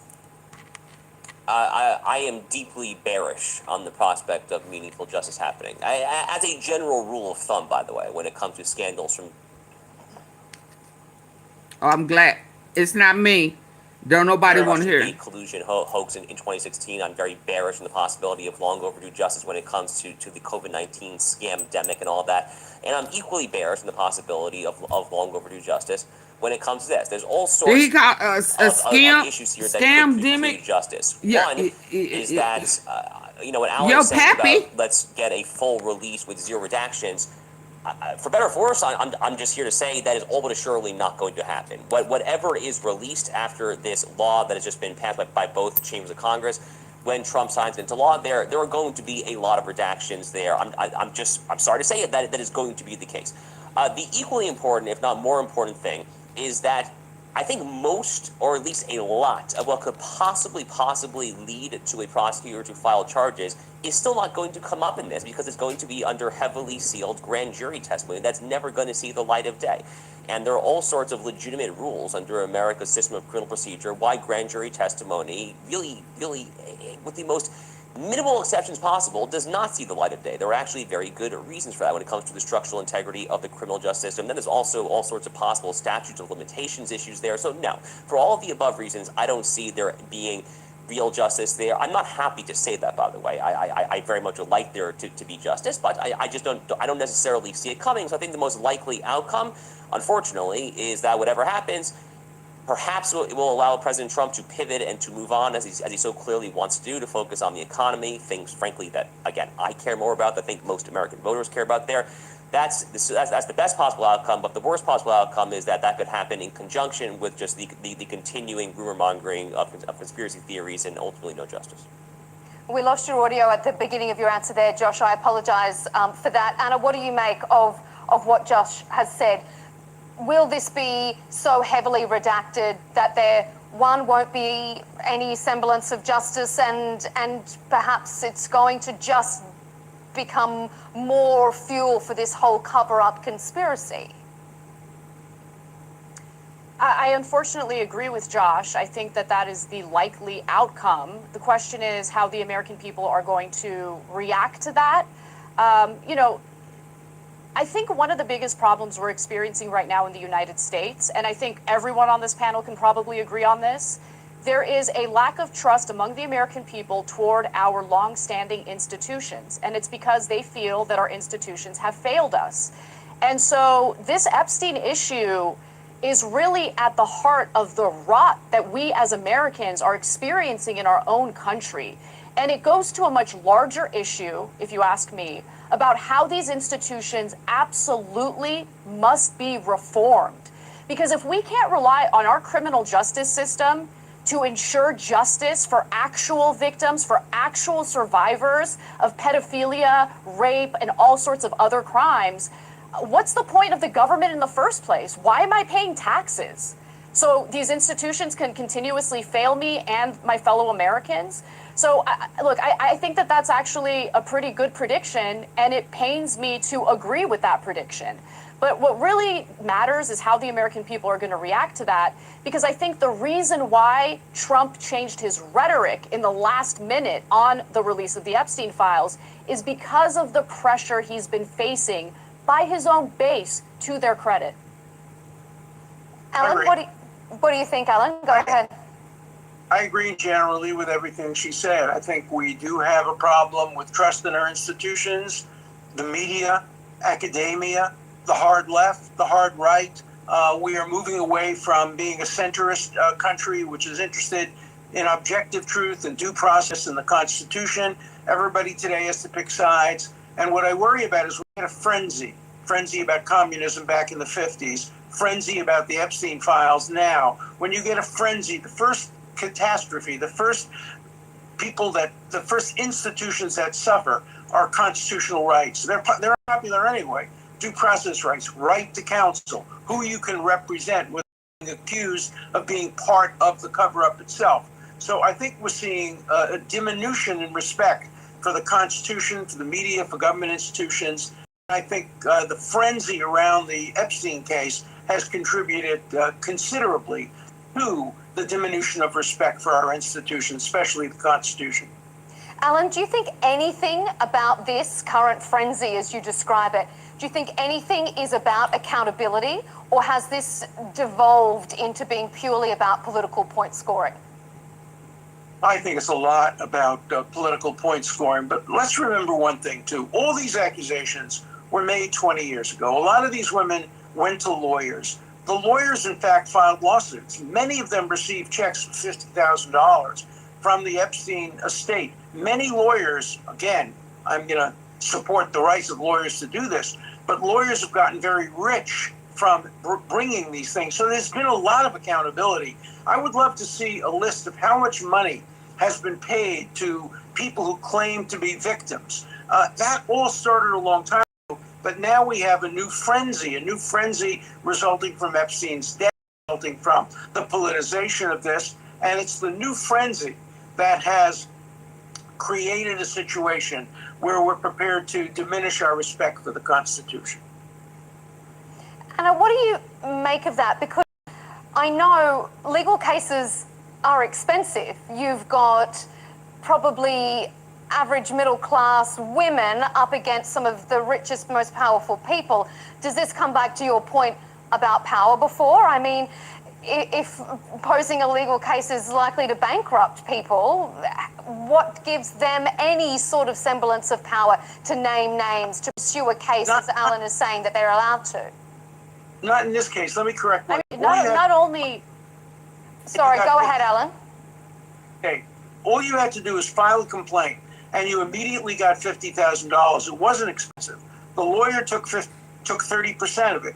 But every woman who filed a complaint against the Epstein estate got paid. And indeed, we know that there are some women who filed complaints and got paid who never met Jeffrey Epstein. Their lawyers put them up to it. So, but we've seen a lot of payments to people. That all happened back years and years ago. And now we're seeing a renewal of this in an effort to get justice by naming names of people. As long as the names of, I'm okay with that. But if there are false accusations, there has to be an opportunity to correct the record. Anna? I'm curious about something. You know, right now, Ghislaine Maxwell, who has been convicted of the crime she committed, who has, essentially been notorious for recruiting underage girls and even raping some of them herself, by the way. She was in, I would argue, the appropriate prison facility initially until Todd Blanche interviewed her, got clearance that President Donald Trump had not engaged in any wrongdoing, and then she was suddenly moved to the Club Med of prisons where she gets to play with puppies, and even in that context gets special treatment compared to the other inmates. What are your feelings about that, Alan? Well, let me be very clear about that. Do you think that's where she belongs? She always belonged in a minimum security prison. Why? She is not a danger of escaping, and she's not a danger of doing anything to people in the prison. The Bureau of Prisons are not supposed to. The Bureau of Prisons are supposed to look at the person and ask whether or not that person can be satisfactorily housed in a minimum, medium, or maximum security. They're not part of the system of trying to respond to whether or not the public wants them to be heard or not. So she should have been in a minimum security all the time. And people like her, That's if not she hadn't true. been Epstein, would have been put in a That's minimum not true, security. Alan. That's a lie. Why are you lying about this? That facility has no one else like her in it because rapists, including those who prey on minor girls, okay, do not belong in a minimum security prison facility where they get to play with puppies.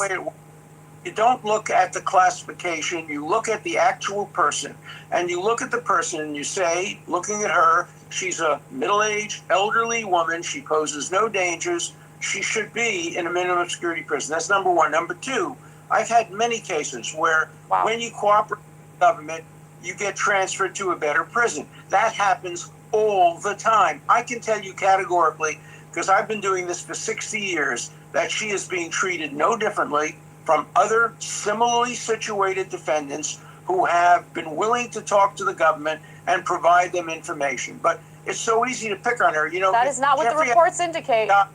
Jeffrey Epstein hadn't died, she wouldn't even have been prosecuted. She would have been a witness. She is serving Jeffrey Epstein's sentence. Now, I'm not here to defend her. I'm not her lawyer. I'm just saying that if you look at the situation, she is being treated exactly the way similarly situated people have been treated, except that she's more famous and more notorious.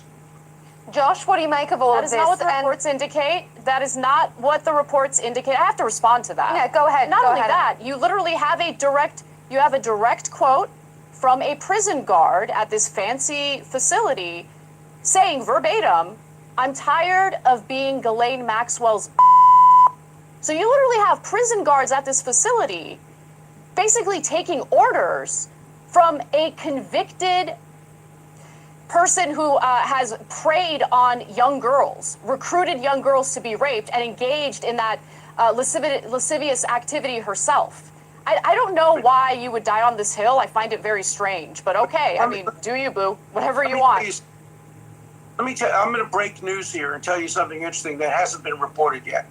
At the press conference the other day, there was a woman, her last name is O-O-H, and she went to the press conference wanting to appear at the press conference, but they excluded her because she had evidence that some of the women who have been accusers have themselves been involved in recruiting, have themselves been involved in being paid by Epstein to bring young women.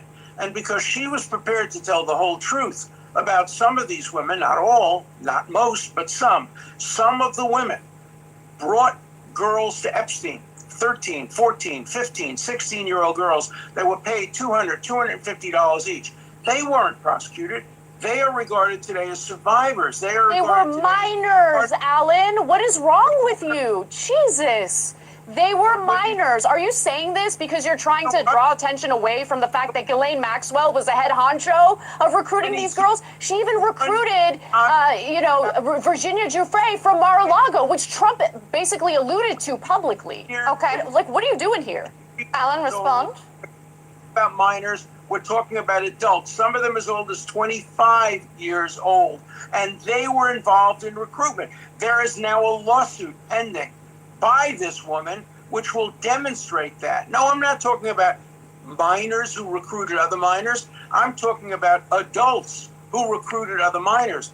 We have to know that too. Let's not suppress any truth. Okay, great, then prosecute them, but don't try to launder the reputation of Ghislaine Maxwell by drawing attention away from her, minimizing her role in all of this, okay, minimizing the fact that she's at the Club Med of, prison facilities. I really do take issue with that. There's something wrong with how your brain works on this. It's weird. Be at that Club Med.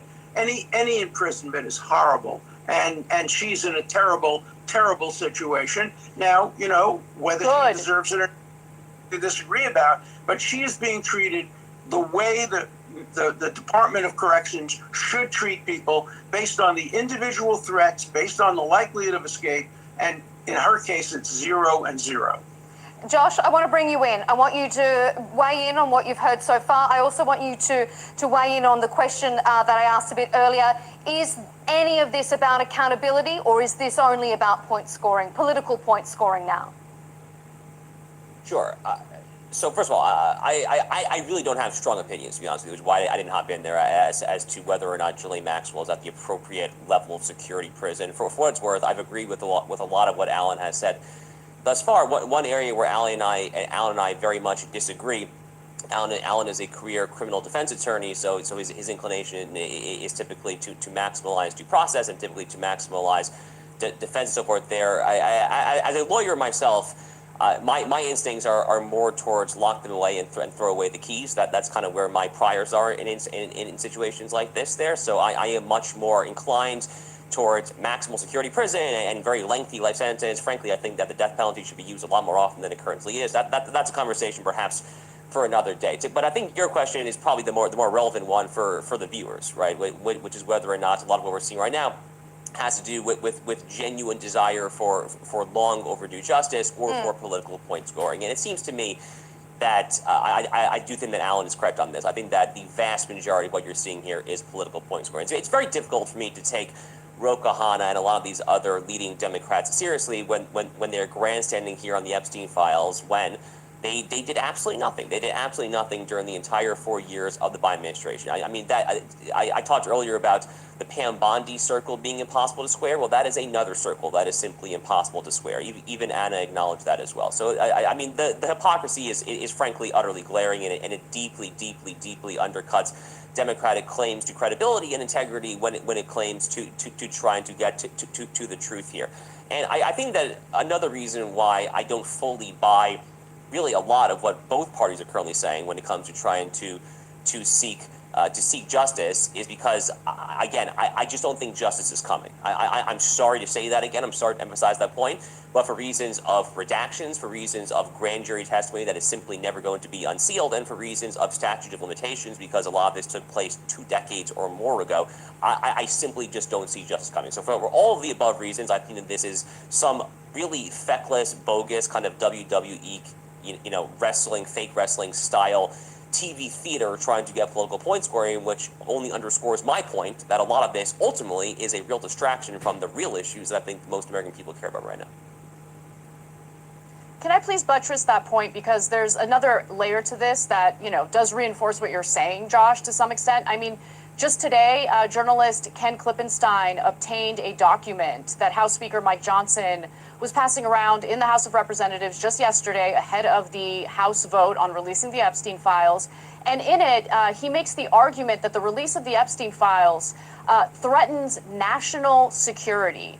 And that is another avenue in which the files could either be withheld or heavily redacted under this false pretense that the release and the transparency of the files would threaten national security. So there are different avenues in which the cover-up will continue to ensue.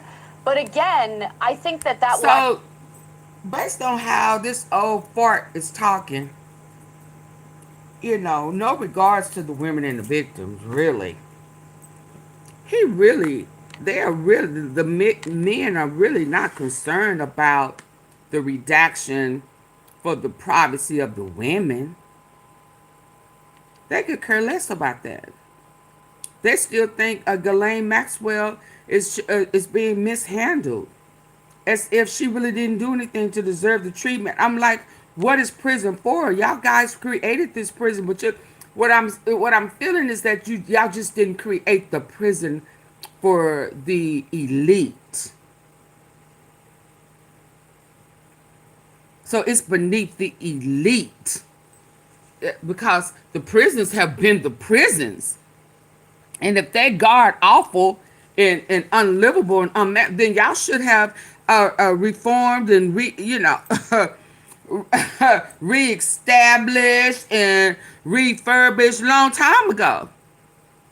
So when did it become awful? Because there are Hispanics and blacks and middle class and lower class white people every day. So it's like it's an insult to me. You still are protecting predators, male or female. You don't care. So if their names are shown, why do they have to redact it? Because you don't care. You don't care. You still care about the predator. This is some crazy shit to me. I don't get it. And it's the men. It's these pro-Israel men. Yeah, and then y'all don't understand why people are not for pro-Israel, because y'all are all pedophiles. That's a part of y'all ritual. It's a part of the ritual. So y'all make excuses for it. Because y'all love to come together once or twice a year and play footsies and shit with the all men, elite men, butt wild, playing on each other, eating on each other, licking on each other. That's what y'all do. And then y'all force yourselves on women. Because you really rather enjoy a man. So that's why it's forceful. That's why it's dominant. That's why it's aggressive. That's why it's damn near to death. Because y'all don't like women.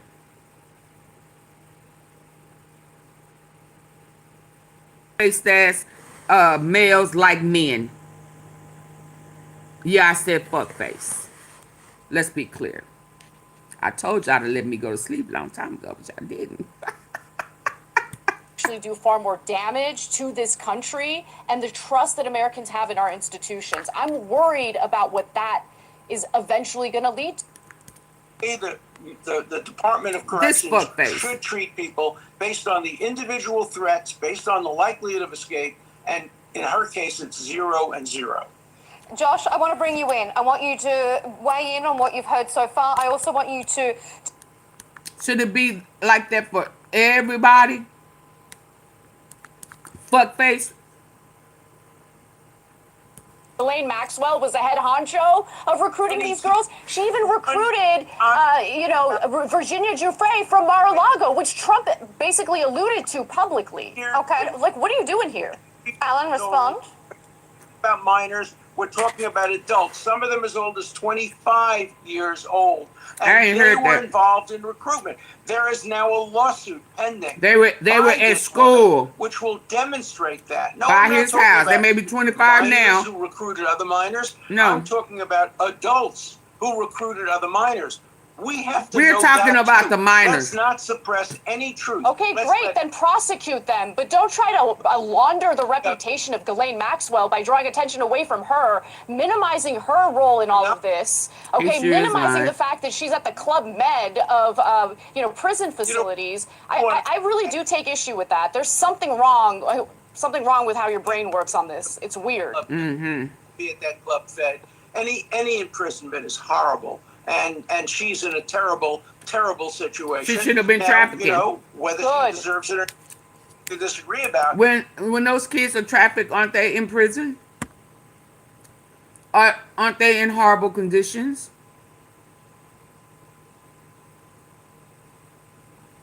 Yeah, I agree. Something's wrong with him. He's horrible. But he's one of them. See? You can always tell when they are one of them. But she is being treated the way that the Department of Corrections should treat people, based on the individual threats, based on the likelihood of escape, and in her case, it's 0 and 0. Josh, I want to bring you in. I want you to weigh in on what you've heard so far. I also want you to weigh in on the question that I asked a bit earlier. Is any of this about accountability, or is this only about point scoring, political point scoring now? Sure. So first of all, I really don't have strong opinions, to be honest with you, which is why I didn't hop in there as to whether or not I can't stand him and out of stuff. For what it's worth, I've agreed with a lot of what Alan has said thus far. One area where Alan and I very much disagree. Alan is a career criminal defense attorney, so his inclination is typically to maximize due process and typically to maximize defense and so forth. There, as a lawyer myself, my instincts are more towards lock them away Michelle, and I'm throw away the sorry. keys. That's kind of where my priors are in situations like this. So I am much more I inclined mean, that's why people towards maximum security prison and don't very want to lengthy go to life prison sentences. because Frankly, I it's think that the bad. death penalty should be It's used a lot more horrible. often than it currently is. She is a That's criminal. conversation perhaps for another day. But I think your question is probably the more relevant one for the viewers, right? Shout out to whether or not what we're seeing right now Amsterdam. has to do with genuine desire for long overdue justice or for political point scoring. And it seems to me that And everybody know I do think that Alan's correct on this. I think that the vast majority child of what you're seeing crimes here is are political what point scoring. comes It's with very it. difficult for me to take Ro Khanna and a lot of these other leading Democrats seriously when they're grandstanding here on the Epstein files when they did absolutely nothing. They did absolutely nothing during the entire 4 years. So they're of the still Biden on political administration. points. I talked earlier about the Pam Bondi circle being impossible to square. Well, that is another circle that is simply impossible to square. Even Anna acknowledged that as well. So I mean, the hypocrisy is frankly utterly glaring, and it deeply undercuts Democratic claims to credibility and They're integrity still on when it claims to trying to get to political the truth points. here. They're not on And human I think points. that another reason why I don't fully buy Oh, I can't really hear a lot of what both parties are currently saying when it comes to trying to seek justice is because I just don't think justice is coming. I'm sorry to say that again. I'm sorry to emphasize that point. But for reasons of redactions, for reasons of grand jury testimony that is simply never going to be unsealed, and for reasons of statute of limitations, because a lot of this took place 2 decades or more ago, I simply just don't see justice coming. So for all of the above reasons, I think that this is some really feckless, bogus kind of WWE, wrestling, fake wrestling style TV theater trying to get political point scoring, which only underscores my point that a lot of this ultimately is a real distraction from the real issues that I think most American people care about right now.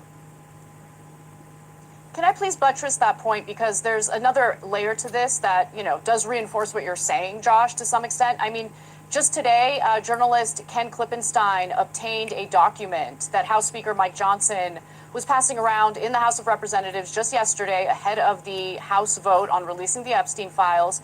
And in it, he makes the argument that the release of the Epstein files threatens national security. And that is another avenue in which the files could either be withheld or heavily redacted under this false pretense that the release and the transparency of the files would threaten national security. So there are different avenues in which the cover-up will continue to ensue. But again, I think that will actually do far more damage to this country and the trust that Americans have in our institutions. I'm worried about what that is eventually going to lead to. So we'll see. We'll see what happens. But generally speaking, I agree with what you're saying. I don't think we're going to get full justice. And I mean, that's one of the worst things. I mean, injustice cannot stand in a country that prides itself as a democracy for the people, by the people, and for the people. I would be skeptical that we're getting a single prosecution on this. I'd be curious if Ann and Alan, if you guys agree with that. I genuinely don't think there's going to be a single legitimate prosecution out of this whole affair. I hope I'm wrong. I very much hope I'm due. I don't see it happening. I really don't. Why do you hope that you do? Why don't you hope that there should be a prosecution if there are guilty Yeah, I didn't people, think that. and there should be a prosecution of people who made false claims? Remember, even the Bible, the Ten Commandments, says thou shalt not bear false witness. And the punishment for bearing false witness was the punishment that would have been given to the person who you falsely accused. So I want full justice. I want full justice for everybody who was a perpetrator, but I want justice for everybody who swore under oath, made accusations that turn out to be completely, totally bogus and false. I agree with all this, Alan. I agree with all this. I agree with that too. Let's do justice for everybody. You can't be out there lying. Anna, what are you have commented on your social media across I don't X want people out there that lying. you think Epstein could have been an Israeli asset. Is this not, again, just perpetuating conspiracy theories that's detracting from the victims? It's not. Trump Is this can't the lie national either. security threat that you've alluded to? Well, there were certainly a lot of claims prior to the House Oversight Committee and Ehud Barak, former Prime Minister of Israel, his emails getting hacked and released as well. And it was because of various ties that Epstein did have to Mossad, for instance. Robert Maxwell, Ghislaine Maxwell's father, was a well-known spy for the Israelis, and he's the one who introduced Epstein to his daughter. There were other, circumstantial pieces of evidence that people would lean into to make these claims. However, since the House there were certainly a lot of claims prior to the House Oversight Committee and Ehud Barak, former Prime Minister of Israel, his emails getting hacked and released as well. And it was because of various ties that Epstein did have to Mossad, for instance. Robert Maxwell, Ghislaine Maxwell's father, was a well-known spy for the Israelis, and he's the one who introduced Epstein to his daughter. There were other, circumstantial pieces of evidence that people would lean into to make these claims. However, since the House Oversight Committee released these files, at least some of the files, and since we have some of Ehud Barak's emails, Dropsite News has been doing amazing reporting that unfortunately is not really getting much pickup from our legacy media outlets that shows the various business deals that Epstein had negotiated and facilitated on behalf of the Israeli government, Israeli individuals within the government, and Israeli firms. One of their more recent pieces of reporting was about how Epstein's still getting paid. Epstein was working with a financial institution in order to facilitate the financing of an Israeli cyber weapons company or cyber weapons product. And so these types of connections are really interesting because it does show that he was very much working alongside the Israeli government in certain instances on certain deals. Now, whether or not he was running a blackmail operation on behalf of Mossad as a Mossad asset, that's one of the claims that I think people are hoping the release of the Epstein files will either disprove or confirm. Okay, Alan, go ahead. Direct information on this. Jeffrey Epstein came to Israel once to visit me. I was writing a book called The Genesis of Justice. He flew in that morning. He had never been to Israel before. He asked me to arrange a lunch, and I did at the Citadel Hotel with 4 or 5 of Israel's smartest people. I arranged the Chief Justice of the Supreme Court and other people. Then we seem to have lost your audio there, Alan. Just one. He must have been lying. Okay. Okay, no, we've got you back. We've got you back. Alan, we want to hear what you have to say. Go ahead. So then he asked me to take a walk through the shuk, and we took a walk, and he saw a shirt that he liked. It was an IDF Alan, you're full tan of shirt. And I bought it for him for $6 or $7.95, and he put it on. And there was a picture of it. And some of the people who have accusing him of being on the Mossad say, see, this picture proves he was a member of the Mossad. All the evidence came out of his house. We went on a tour. I helped get 5 Israelis out of Cyprus prison. I have a good relationship. I'm not a member of the Mossad. I'm not a spy. But I know the former head of the Mossad, the current head of the Mossad. I can state for you categorically, if Epstein had worked for the Mossad, I would have used that to help him get an even better deal. I asked him that question. I asked it to him directly. It was secret. He would have been motivated to tell me if he had worked for the CIA, if he had worked for shut up. any He didn't trust agency. you. So I can tell you categorically that Jeffrey Epstein never worked for any intelligence agency, Israel or the United States, and any statement to the contrary is pure McCarthyism again. Oh, he must have worked because he knew Ghislaine Maxwell's father. They didn't know each other. Maxwell's father died early on. Yes, Maxwell's father probably did work for the Mossad, but it's pure McCarthyism to associate Jeffrey Epstein for the most part. By the way, if he had Bill worked for the Barr. Mossad, he'd have been so Donald proud of Barr. it, he'd been so happy about it, and he would have That's been who got him bragging about it as he bragged involved. about other things. There's Seems no pretty truth to conclusive, it. Anna. I just look, it's hilarious to me that you're using the purchase of an IDF uniform or whatever you're claiming as the one thing that people are focusing on to make the claim that he was working as a Mossad asset. I think people are more concerned about the various cameras in the rooms in which young girls were being raped. They're concerned about the fact that Ehud Barak had such a close and cozy relationship with Epstein. The fact that a Mossad agent who was also working for Ehud Barak stayed for weeks at a time on multiple occasions at Jeffrey Epstein's Manhattan Manhattan apartment. There are too many connections that have been confirmed between Epstein and the Israeli government. And that is what Facts. people are pointing to, not the fact that he wore like an IDF t-shirt one day. Josh, go ahead. What do you make of it? Epstein had connections to numerous foreign governments. He was deeply well connected with the British government, with MI5. He was also very connected with the United States. And while we're kind of on the topic of just throwing out completely unvetted conspiracy theories, let me suggest one alternative. It's not unvetted. It's all in the documents that have been released. Check out Drop Site News. Drop Site News. I'm going to throw it out there as an alternative conspiracy while we're going to La La Land here. Why don't we consider the possibility while we're going down this path that maybe Jeffrey Epstein was actually a CIA asset, given the CIA's longstanding Arabist dispensation, their longstanding hostility to Israel. Maybe that Jeffrey Epstein actually was trying to entice Ehud Barak and other Israeli officials, then trying to blackmail and discredit the Israelis so as to further the CIA's generally pro-Arab orientation over the course of the past 40 years. I don't actually believe that. Oh my God, Josh, you're hilarious. You're hilarious. Mossad, CIA, same. Yeah, I was thinking the same thing. It's still intelligence. I don't do conspiracy theories, so I don't actually believe that. What I'm saying, I don't do glazing for a foreign government that's engaged in genocide. That's why I can't look at him. I cannot. The online garbage that he lies a lot. What I just said makes more sense. Neither is correct. What I said makes more sense. Okay, I know Alan wants to jump in and he's having audio issues. Alan, go ahead. I have direct information. Jeffrey Epstein did have one video camera.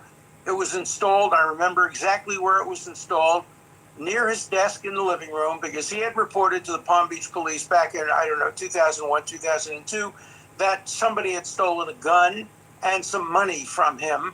And so the Palm Beach police put a video camera in the living room. Man, he had more than that. No video cameras in he had more than that. We have did tours at his house. In any bedroom, shut up. I can use that to help you get a better deal.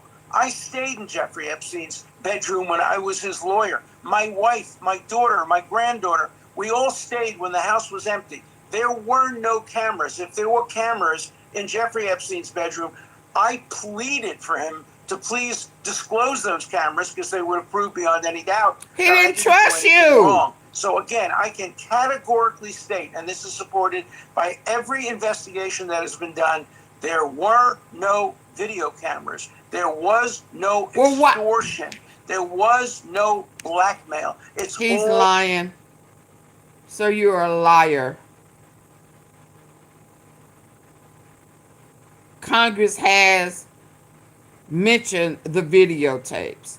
We saw all the recordings and shit, all the equipment at that Florida home when the feds raided it. So you're a liar. You're a liar. Made up. What Epstein did is bad enough, really bad. But let's not create conspiracy theories where there's no evidence to support. Period. I agree with that. Anna, a right of reply? That's all I have to say. Just release the files. It'll confirm or disprove everything we're talking about right now. The online sleuths these days, just asking questions. And I know how much you hate when people are asking questions, Josh, especially as it pertains to a foreign country in particular. Exactly. And I am happy to debate you on that particular foreign country that you're talking about any time you want. What I condemn any day, Josh. Is the nakedly fine. I'll kick your ass and be happy to do it. But what I object to is the nakedly conspiratorial. Right. Well, I mean, you failed so far when it comes to Dave Smith and others. But okay. Of asking of various. Oh yeah, and you run it from Candace Owens. The factual record whatsoever, and are literally just trying. And the way you stutter, oh my God! And then you have this whiny ass voice. I cannot with him. In society is currently already doing. That is what I object to. There's enough in the news that is causing people to. I can't, y'all. This is the end. I promise it's the end. I can't with him. He's just Is he trying to be Charlie Kirk or something? I don't know. He set his friend up. Let me see what's who. The fact that you're currently defaming me and the network I work for at this moment. But your channel peddles false conspiracy theory. Further, that is what Anna, her friend Tucker Carlson, further. That is what Anna, her friend Tucker Carlson. McCarthyism. You're quite That is- litigious there, Alan Dershowitz, and it's interesting how litigious you are considering the fact that you're currently defaming me and the network I work for at this moment. But anyway, I show the receipts anytime we cover these stories. And if there's ever speculation, that speculation is referred to as such, speculation. But the facts are the facts. And so, whatever. I mean, I want the release of the Epstein files. Alan, you claim that you want the release of the Epstein files as well. Let's wait and see what happens. But I do think that there's still a continued effort to withhold this information from the American people. And I trust the American people to judge the information as it comes out. Oh, no, he stutters. That's how he who on talks. this panel is right and who's wrong. We'll wait and see. We will wait and see. And I wish we had more time, but unfortunately, we are going to have to leave it there because. Okay, so can I go to sleep now, T-Sippers? 3 hours and 38 minutes in. Can I go to sleep? I'll see y'all later. Release the damn files. Release the files. Release the files. Thank you. I'll see y'all later on today. Yeah, it's because it's 3 o'clock, 3:20 something. I'll be back around probably about 3, 4. Okay? Please like, share, subscribe, join the membership. Get a membership. Get a membership. Get a membership. Get a membership. Get a membership. So when I go members only, you won't miss out on the good tea. Okay? Hit the like button on the way out if you didn't hit it coming in or while you were here. Why so much about because they don't want to release it. I mean, because there's perverts in there who are acting like there's nothing to it, just like Trump. He act like I'm not in there. What do I have to hide? And then Epstein was pimping your wife before you married her. I mean, what the hell you mean? Did you not know this was in there before you ran your mouth? Oh, no, what? There's nothing to hide. What about Billy? And you was blowing Billy, Bubba. I mean, why would you even bring up Bill Clinton knowing good and damn well you had your mouth, your throat, and everything, your hand on his pallywhacker. His pickle gate. So why would you even bring that up? I mean, so he don't want to release the files because every time you turn around, more stuff come out. Now, you hearing about the male love affairs and he really do love you. I mean, why a man talking about another man really do love you? I don't know how to process that. He really Bohemian Grove, worshiping the aisle, sacrificing girls. I mean, yeah. It's a lot. And you bought your wife for $25K because she had depreciating coochie. Yeah. She done been passed around, spread around. Trains ran all on her and shit. Twosome, threesomes, and foursomes.